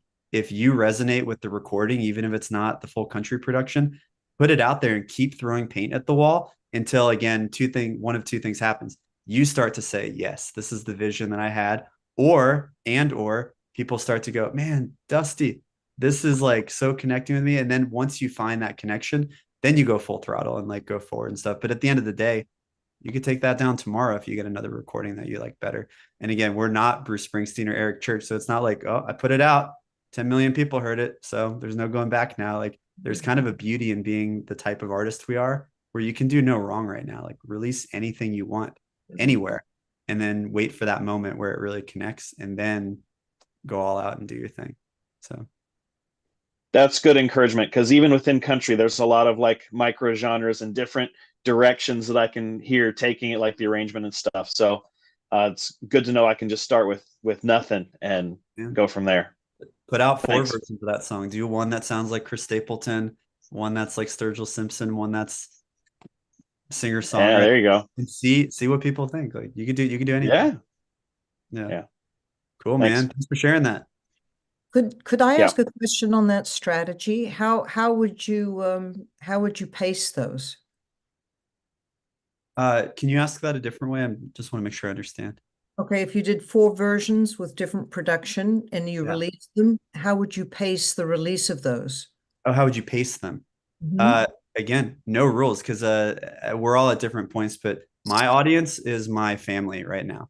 So, so like, I don't need to have a record release strategy where I do 1 song a month and wait for the algorithm to kick in and whatnot. Like that show that Jimmy talked about at Kulak's, if I put that out, I would probably put the whole thing out at once, because it's just great to have out there. And then again, like over time, once I get the recordings, I absolutely want to put something out to get new fans in. Then there probably is something to like thinking through release strategy. And I think we got someone needs to be muted, Steve. Someone needs to be muted. There's like the waterfall strategy, if you've ever heard of this, where you build your record over time and all kinds of things. But again, that doesn't matter right now. We're not releasing to or I'm speaking on behalf of myself. I'm not releasing to a fan base that is like out there globally. I'm just releasing music to get music out, to kind of figure out my identity. So I think it depends on who you are as an artist. Like, if Dusty, just making assumptions that you're maybe in a similar place to me, I wouldn't let that be a roadblock of what is the appropriate pacing to hit the algorithm to do this. It's more about keep putting it out there as much or as often or as infrequent as you want until the light bulb goes off, and then start to think about the strategy. But I think a lot of times we get in our own way of thinking, well, I need to release this way and do, again, 1 song a quarter, a month, or whatever. But that's like my opinion is it's an unnecessary roadblock, where this is the time to experiment. This is the time to put it out. See if your siblings or your parents or your friends like it.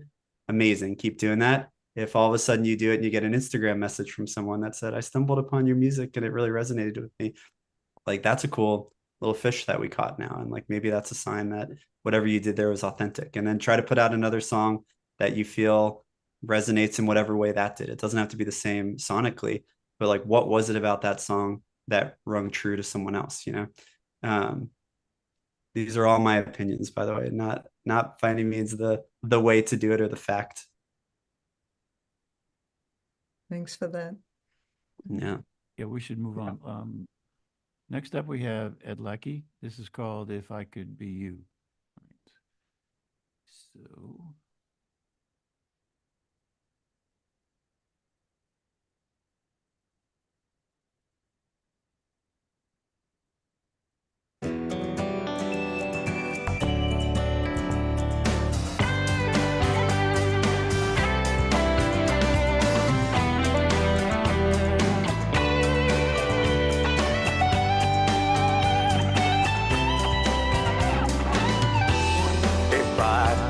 Be like you, what would I do? I could do anything just like you. You are my hero, true to my heart. We could be together, never drift apart.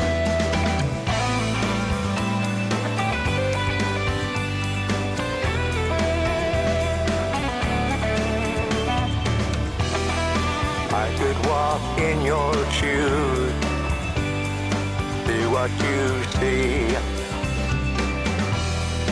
touch others as you touch me. You are my hero, true to my heart. We could be together, never drift apart.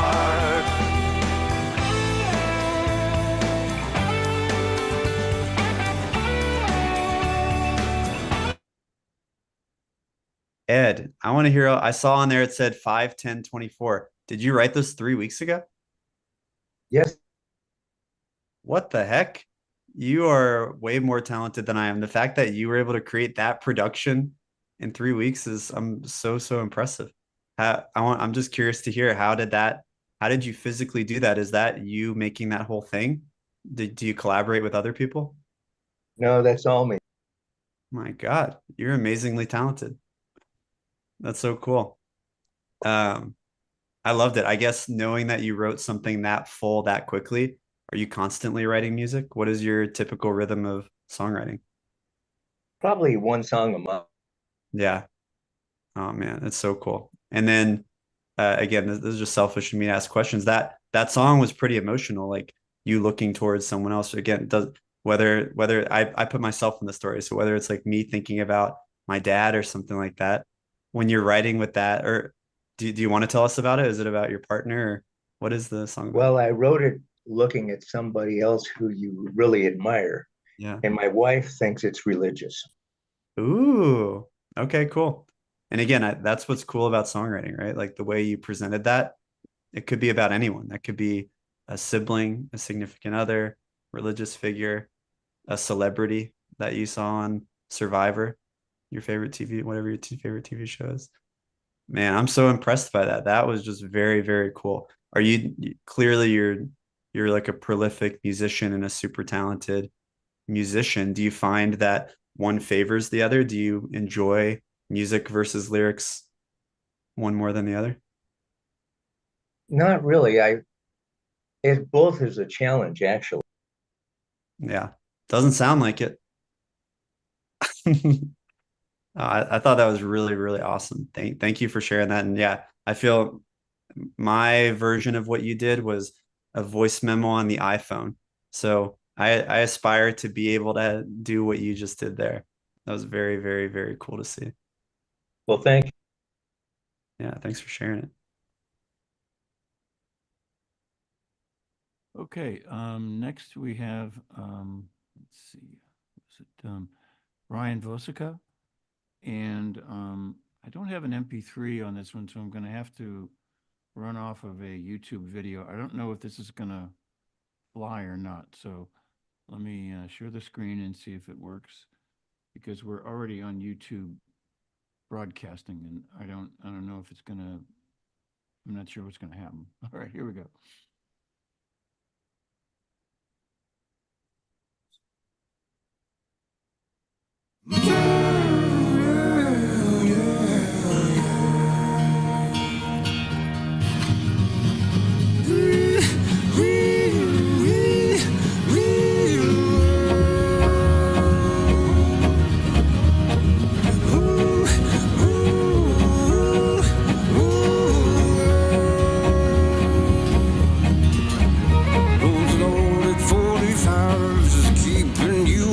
To keep you safe when your head's in ill health, save the last bullet for yourself. That ain't the way. Yeah, the more you get outside, yeah, the more you feel alive. And on the road, don't walk alone.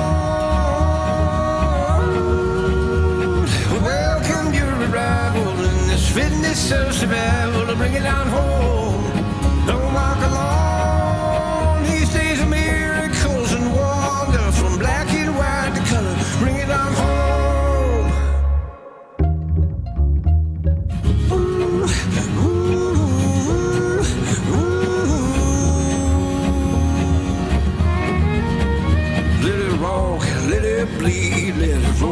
tumbleweed, tumbleweed, tumbleweed, tumbleweed.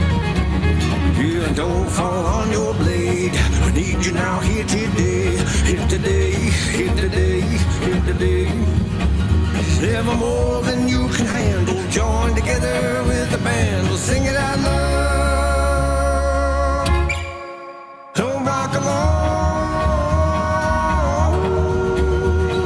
Welcome your arrival in this fitness of survival. Bring it down home. Don't rock along. These days are miracles and wonderful. Black and white, the color. Bring it on home.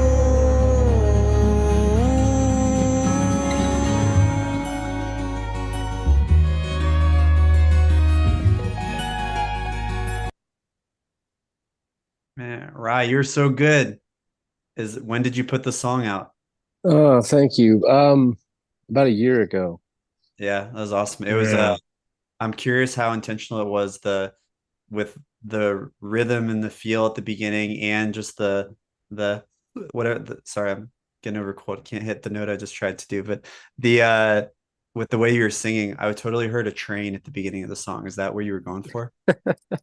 No, that whole little 3-part kind of acapella thing just kind of, I heard it and I tracked it. Like the whole song came and went Yeah. like in a few minutes, and I was like, oh, cool.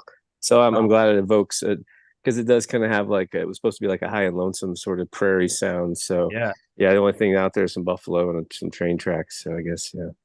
Yeah, man. No, immediately like gave off that imagery of just again, it's just cool how songs can transport you like that, and especially knowing that's not what it intended or you intended when you wrote it. But man, I thought it was awesome. You have obviously such a great voice, and it's cool the way that you were able to put that song together.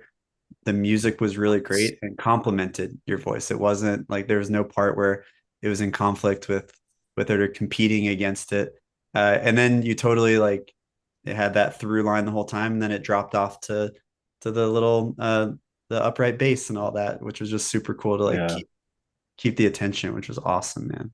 So talented. That song is something that I'd have on my personal playlist to listen Well, to. thanks, appreciate it. Yeah, I had the help of my music teacher and mentor, and then he wrangled the bass player who was playing like a 1946 stand-up, and so the tone was just incredible. And I was just very lucky to have those guys. I mean, I had to pay them, but of course, it was worth every penny. So Yeah, man, dude, that was awesome. And again, thanks. you wrote that last year. So that's been out for a year. You put it online and everything. Yeah, I put out 3 out of 5 from that session from like April of last year. So cool. Do you have any advice, knowing that you're actively putting out music, to those questions people have been asking? Any advice of how do you think about release strategies at whatever stage of your That's interesting you mentioned that, because I've been spending Tuesday nights at Hotel Cafe just trying to get a little 3-song featured. And about 9 people they feature every Tuesday get 3 songs. And so I went in there and I talked to a guy that was touring with his wife. They're probably not much younger than me, probably mid-40s. And he played guitar, she just sang. They sang together, and he was saying every 6 weeks, and then just release anything and everything in between, of like just like make a 10-minute audio recording, voice memo of just improvising on your couch in the dark late at night, and release that stuff like that your fans really want to see, that behind the scenes and just your everyday life and just you being musical as much as getting the complete package songs. But he said as far as the algorithms, that he had found that every 6 weeks was good, and then just put out like diary entries as well as the kind of the other side of that coin of just sitting in a room with somebody and a guitar, that being captured. So I thought that was really great, because I love doing that more than I do sitting in studios and spending a lot of time and money and energy. So yeah, that's cool to hear. It's good to hear. Yeah. Oh, that's awesome. Cool. I'll be excited to hear you play around town. You should go if you haven't gone lately or ever, that Kulak's Woodshed that Jimmy and I know each other from. They have an awesome I played there before COVID, and I went back and didn't get picked recently, but I'll be heading back in there.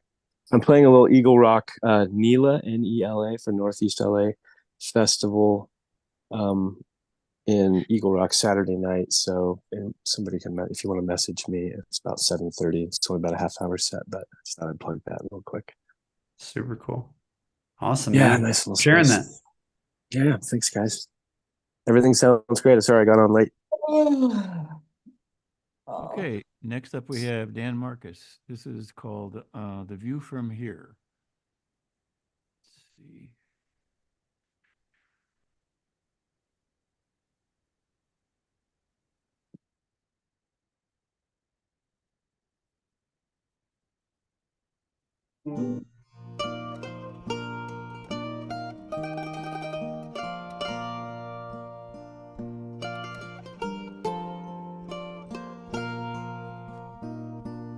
I have traveled the world around for a glimpse of paradise,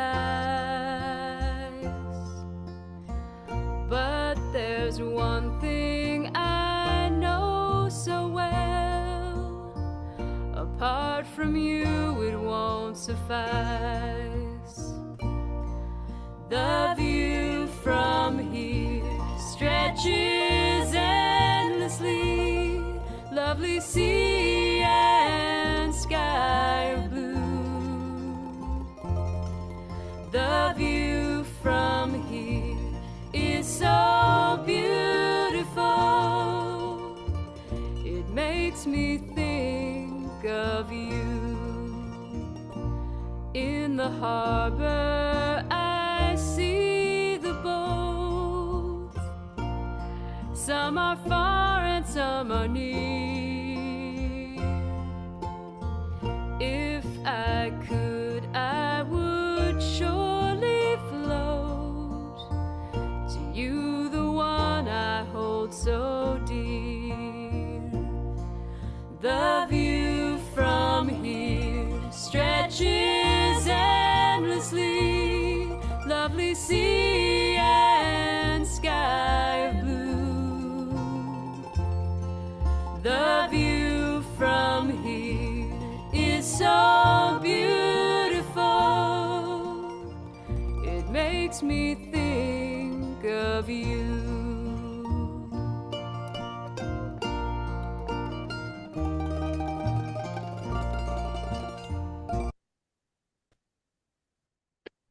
I'm not sure whether I should feel inspired or intimidated. Literally every single person's been so amazing.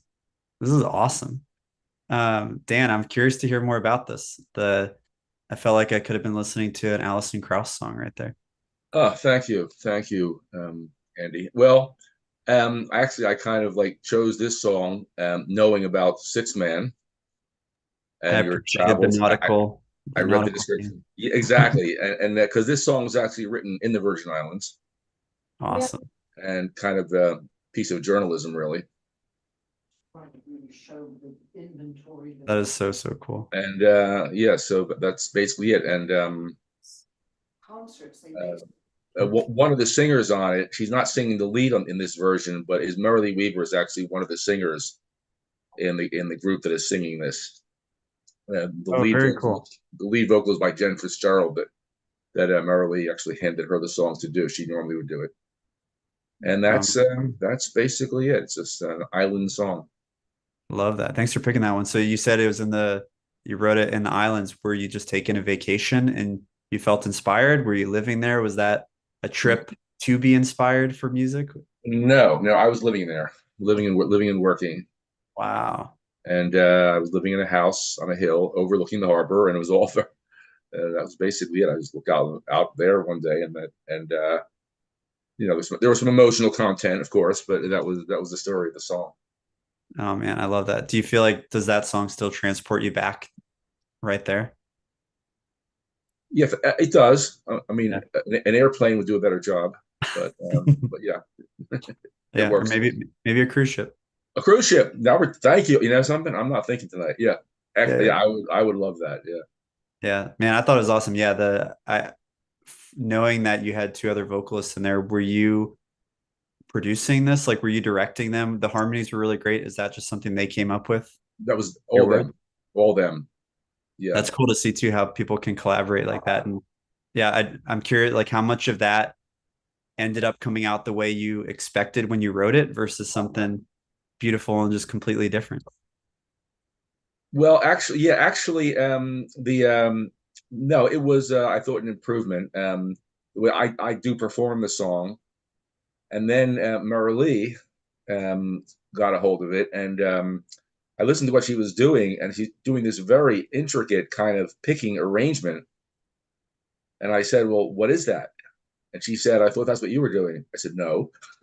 It just came out of her in that way, and that became the basis for the arrangement by the band, which is Sugar in the Gourd.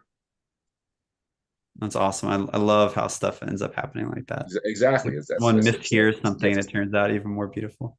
Yes, yes. Yeah. Oh, that's awesome. Dan, thank you for sharing that. Is that song released publicly? Sugar in the Gourd put it out. It's kind of a I'm not sure how wide a release it was, but they put it out in one of their CDs. Cool. And a while back, yeah. So that was awesome. I love. Thank you very much, Andy. I appreciate it. Next up, we have one of mine, and then Jimmy. There are two songs we got submitted that people that are not here. I don't know if you want to play them or not. It's up to Andy if he wants to listen to them or not. Yeah. So we'll go with yours first, and then don't Okay. All right. So this one's it's mine. It's called No Paradise Without You. And it's similar to, I guess, the evening theme. Yeah, because you work on these cruise ship, all these romantic songs are sort of coming out, and that's the genre this falls into. So love that. Yeah.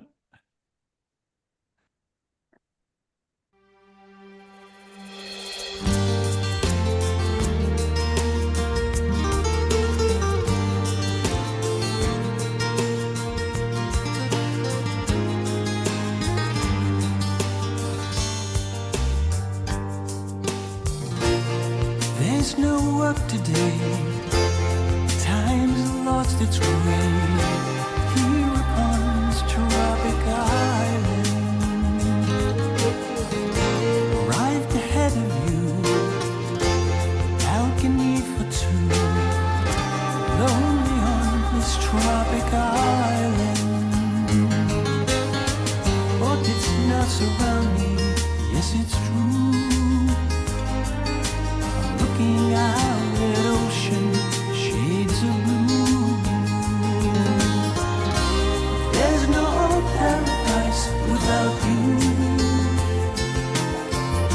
When you're not here, it's incomplete for me. There's no paradise without you. Without you. You'll arrive today, a hectic getaway, flying from your city island, looking forward to evening rendezvous, dinner on tropic island. Orchids will surround us, yes it's true. Looking out at ocean, shades of blue. There's no paradise without you. When you're not here, it's incomplete for me. There's no paradise without you. Without you, yeah. When I was a young child, an island paradise I see. Nameless, faceless lover. Now it's you that she must be. Come and dance with me in the ocean breeze. Walk along sea and sand. Make sweet love with me, a paradise carefree. Lie together, hand in hand. Orchids will surround us, yes it's true. The theme continues. You're all awesome. That was so good, man. I love how in the pre-chorus, I always love when it slightly changes, where the first one was all about you and it switches to the we perspective and whatnot. When it said the city island, immediately just thinking about Manhattan or something like that, which is bingo. Yeah, which is so cool. Man, yeah, it was so great. Your voice is awesome. Someone commented on the melody was really great. I love how effortlessly, I think a lot of times people try to force a word in there, and you can hear it when you're hearing the song. It just doesn't fit and is right. You somehow made the word rendezvous fit seamlessly in a song, which looked like it would have been a mouthful and sounded so smooth and just fit in there. Interesting. Yeah, I never even, it's one of those things you never even think of. And then I guess Yeah. you're right. When you see it on the page as opposed to singing it, it just Yeah. happens to work. Yeah, right. Man, it was very, very great. I loved it. I also think after hearing that chorus the first time, because obviously like it takes a little bit of a twist to like it's paradise, but not with you. Immediately my thought goes to, oh man, this person's no longer here. So to see the second verse, see that the person is on their way to come join you, I thought was a really cool thing to like immediately set the scene for the listener, which was really great. Thank you. Yeah, man. I know you said there's like Jimmy has a song. Like I know Sam is on the call here, and I don't know if she wanted to perform anything as well, but I don't have it, but if they want to play it from where they are, that's fine. I'm okay just enjoying the little commentary and stuff, so it's good. Yeah, there are two that were sent in that the people couldn't for one reason or another make it, so I wasn't sure if you wanted to play those or not. It's yeah, it's up to you guys. What do you think? yeah, I'll leave it up to everyone else here. Was one of them a song called Francine? One's by Patrick Bryant. It's called Edge of the Sky, and then there's a fellow called William Marcillo, and I'll have to look at his email and see what the song was, because it was one of those ones that he sent a link, but I never got a MP3. All right. So let me see if there's a link, a YouTube link. Yeah. Well, let's do Patrick because he's also one of the guys that's regular at Kulaks, and he's Okay. part of the community for sure. So Okay. All right. Let me bring up Patrick's, which is called Edge of the Sky. And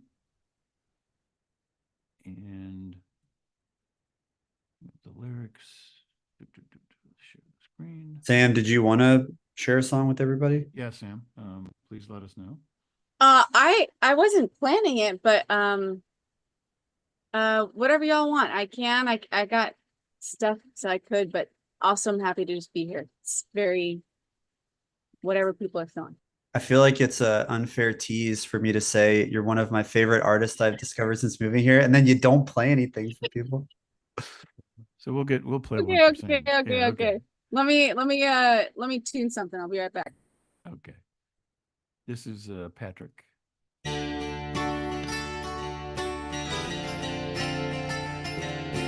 Here we are, all the lights are turned out.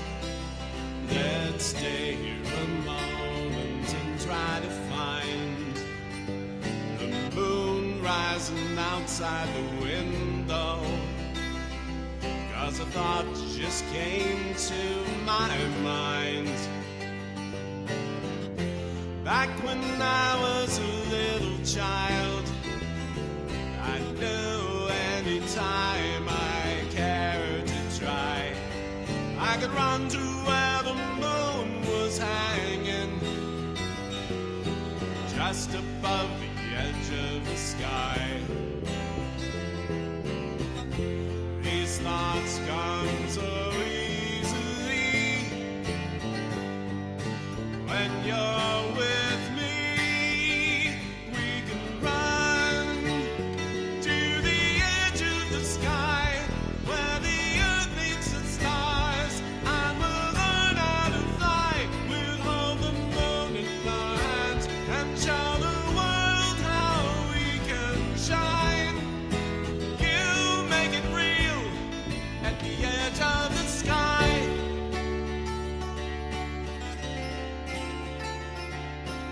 it's that way when we're just beginning. The world's full of sweet possibility. It's sweet if we wanna believe it. It was you who taught this to me.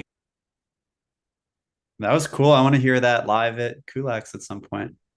I loved the sound of his guitar. I thought that was super cool. Do y'all have any notes or thoughts?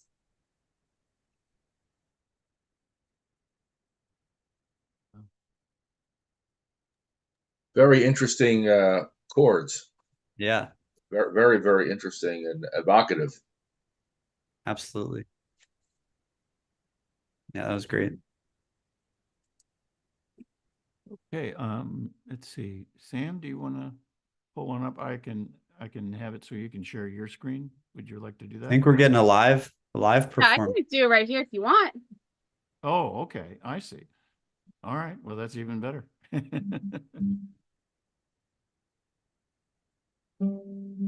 I was trying to tune up as quickly as I could.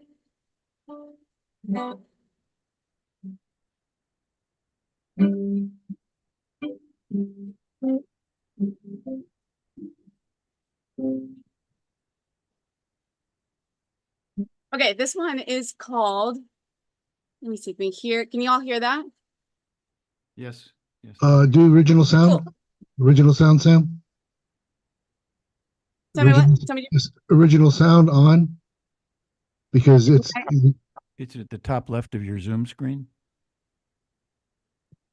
if you don't have original sound on, it kills the guitar. Oh.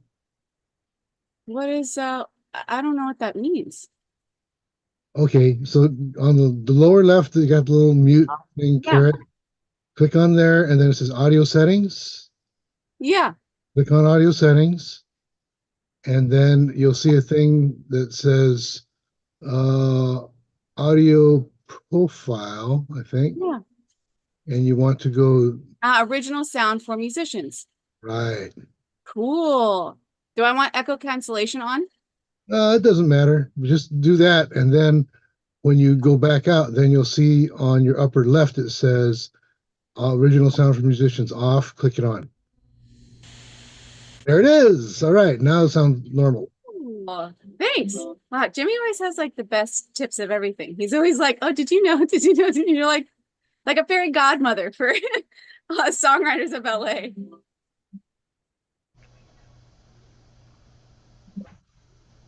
It still sounds like it's off. You does it say on? Does it say on the upper left corner or off? It should say on. When I hear the hiss, then I know it's on. It says There it is. Good. That's good. Okay.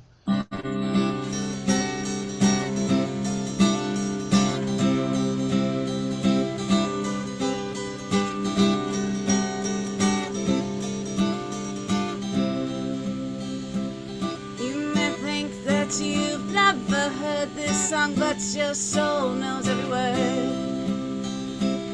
You may think that a smile is new, but your heart knows that it is home. You may think that your dreams are far, but your God knows that they're near. You may think you don't mind, dear.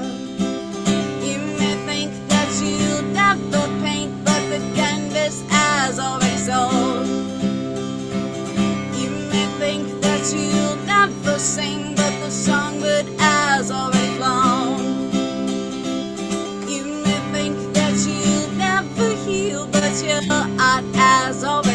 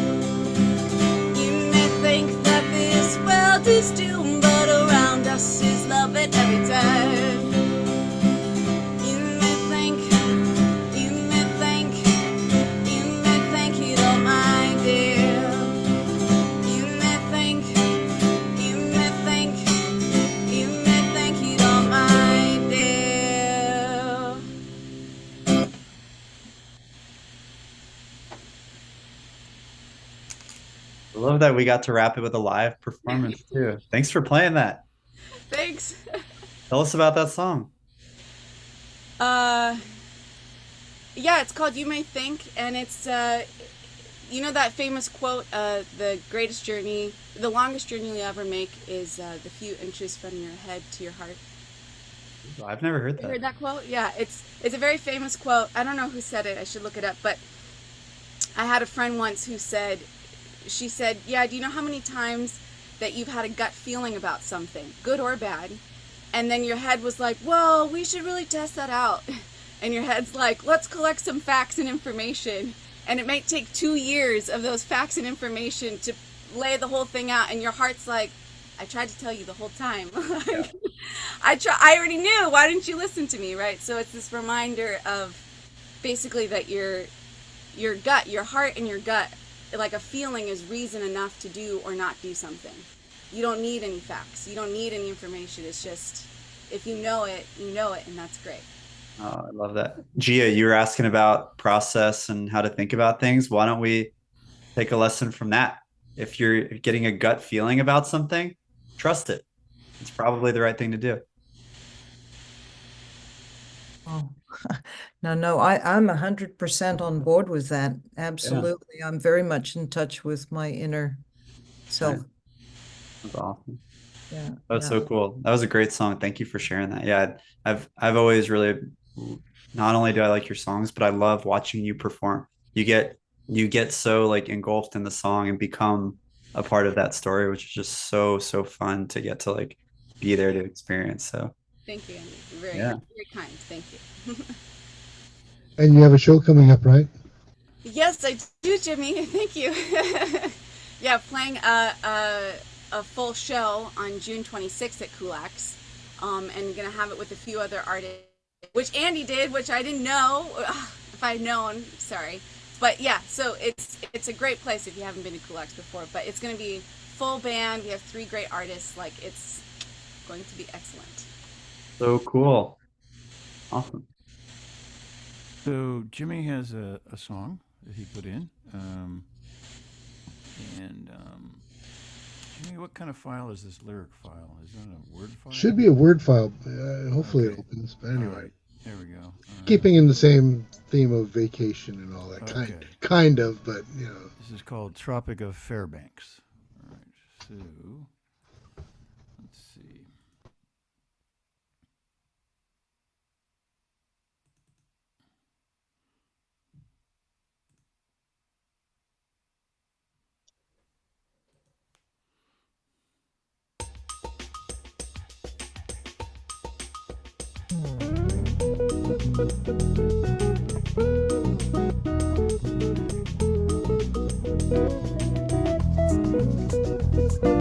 Come out on the deck and grab a folding chair.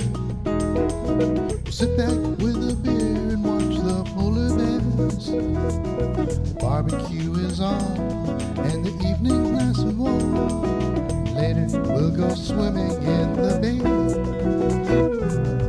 Building condos.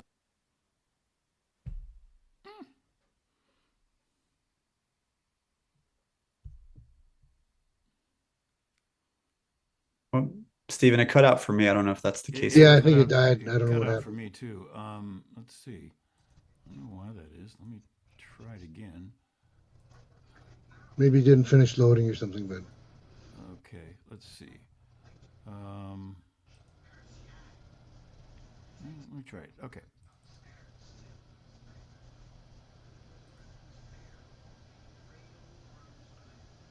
yeah, it's all there.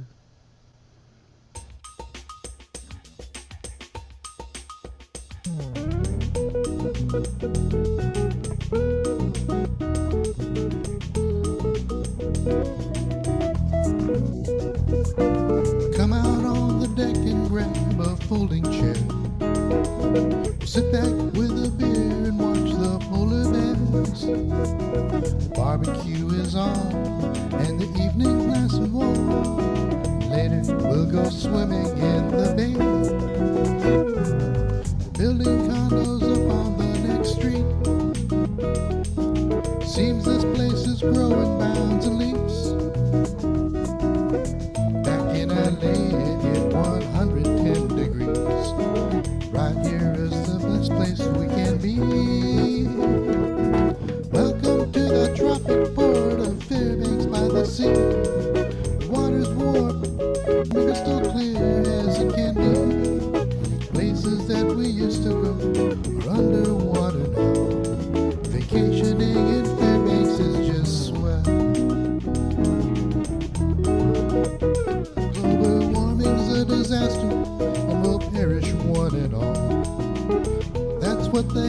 said before it came to fall. But everyone just moved up as the ice began to melt. And those that stayed, well, they must like a life in hell. Sure, the crops are failing and the oil's all dried up. Thought going green would do it, but it just was not enough. Everything will soon be gone and nothing will be there. But I won't be round long enough to care. Yeah. Welcome to the tropic port of Fairbanks by the sea. The water's warm and crystal clear as it can be. Places that we used to go are underwater now. Vacationing in Fairbanks is just swell.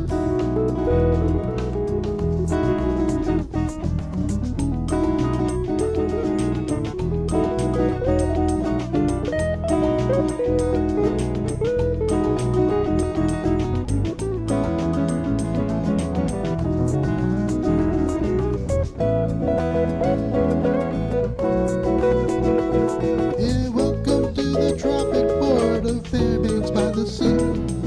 The water's warm and crystal clear as it can be. Places that we used to go are underwater now. Vacationing in Fairbanks as well. Buckle up those air tanks. When everything's dead, it will stink. Vacationing in Fairbanks is just swell. Yeah.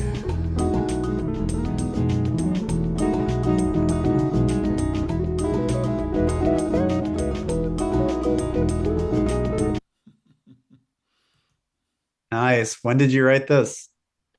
Quite a while ago when global warming first started raising its ugly head. Yeah. Man, that was cool. I feel like not even just the like tropic theme, but the theme that so many people had such twists in their song.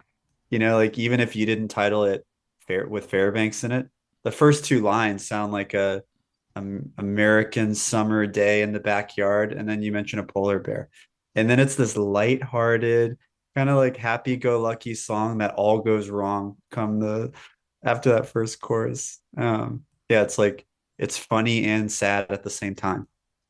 Was that the intention? Yeah, exactly, because everybody's talking about global warming being such a Oh, disaster. But, it is a disaster. However, people are coping with it, just like everything else. Yeah. Talking about, walking up the impossible staircase and things, right? Yeah. It's all about adapting to what is happening and just to keep going, and regardless. So, Yeah, man. No, I thought it was really cool. And again, it's like all of you, I feel like in some form or fashion, produce these songs with so much intention. It was so great where like the melody was lighthearted and happy-go-lucky. You're using words like swell, which is just like a nice, easy thing. There's that little syncopated rhythm thing you had going on, the ukulele, and then just these dark air. You talk about air tanks, and just such a cool juxtaposition right there. well, you write some great stuff, Andy. I love your stuff, so I appreciate that. And Oh, thanks, man. looking forward to hearing more. As soon as you feel better and you get back out to Kulaks and all that good stuff there. So, Thanks, man. Well, thanks Yeah. everybody for sharing these. This was super selfishly really fun to get to hear y'all's music. So yeah, it's really great having you and appreciate that so much. So, hopefully I'll see you at Kulaks. You're gonna come on Monday, maybe, or if I'm well enough, I will see you there. okay, that sounds good. Then, Yes. Nice Yeah, to we meet you. Thank Yeah. you. Yeah, I'll see you. Just one Thanks. thing, don't forget, if you want to save the chat, it's at the very bottom where it says chat on the right-hand side, and there are 3 dots. And then you can I click can never that find those. and then save the chat if you haven't experienced that before. Thank you for that. yeah, Thank you. okay, yeah. So I owe you a SongNet mug there, Andy, because that's what we give all of our guest speakers. Oh, sweet. You'll be seeing that soon. Awesome. Okay, well, thanks again, everybody, and also again our Have a good night. Thank you, Yeah. Jimmy. Thank you, Stephen. Thank you. Yeah, our Thank July you. 3rd guest once again is going to be Joanne Ledesma, and we're going to be seeing her real soon. That'll be fun, and be sure to submit stuff for that. For those of you who didn't submit but are watching on YouTube, apologize for not getting to everybody, but we yeah, we kind of got through pretty much everything. Again, it is important to send us stuff on MP3, some kind of file like that, because streaming sometimes just doesn't work. You know, we were lucky tonight, but we have not been lucky a few other times too. So that can be a problem. So once again, Andy, thank you so much for being here. We'll see you guys next time, and we do have our live showcase coming up on the 19th. Again, email the same email address to reserve a spot, and we'll see you then. Okay, thanks Thank you again, all. guys. Good night. All right.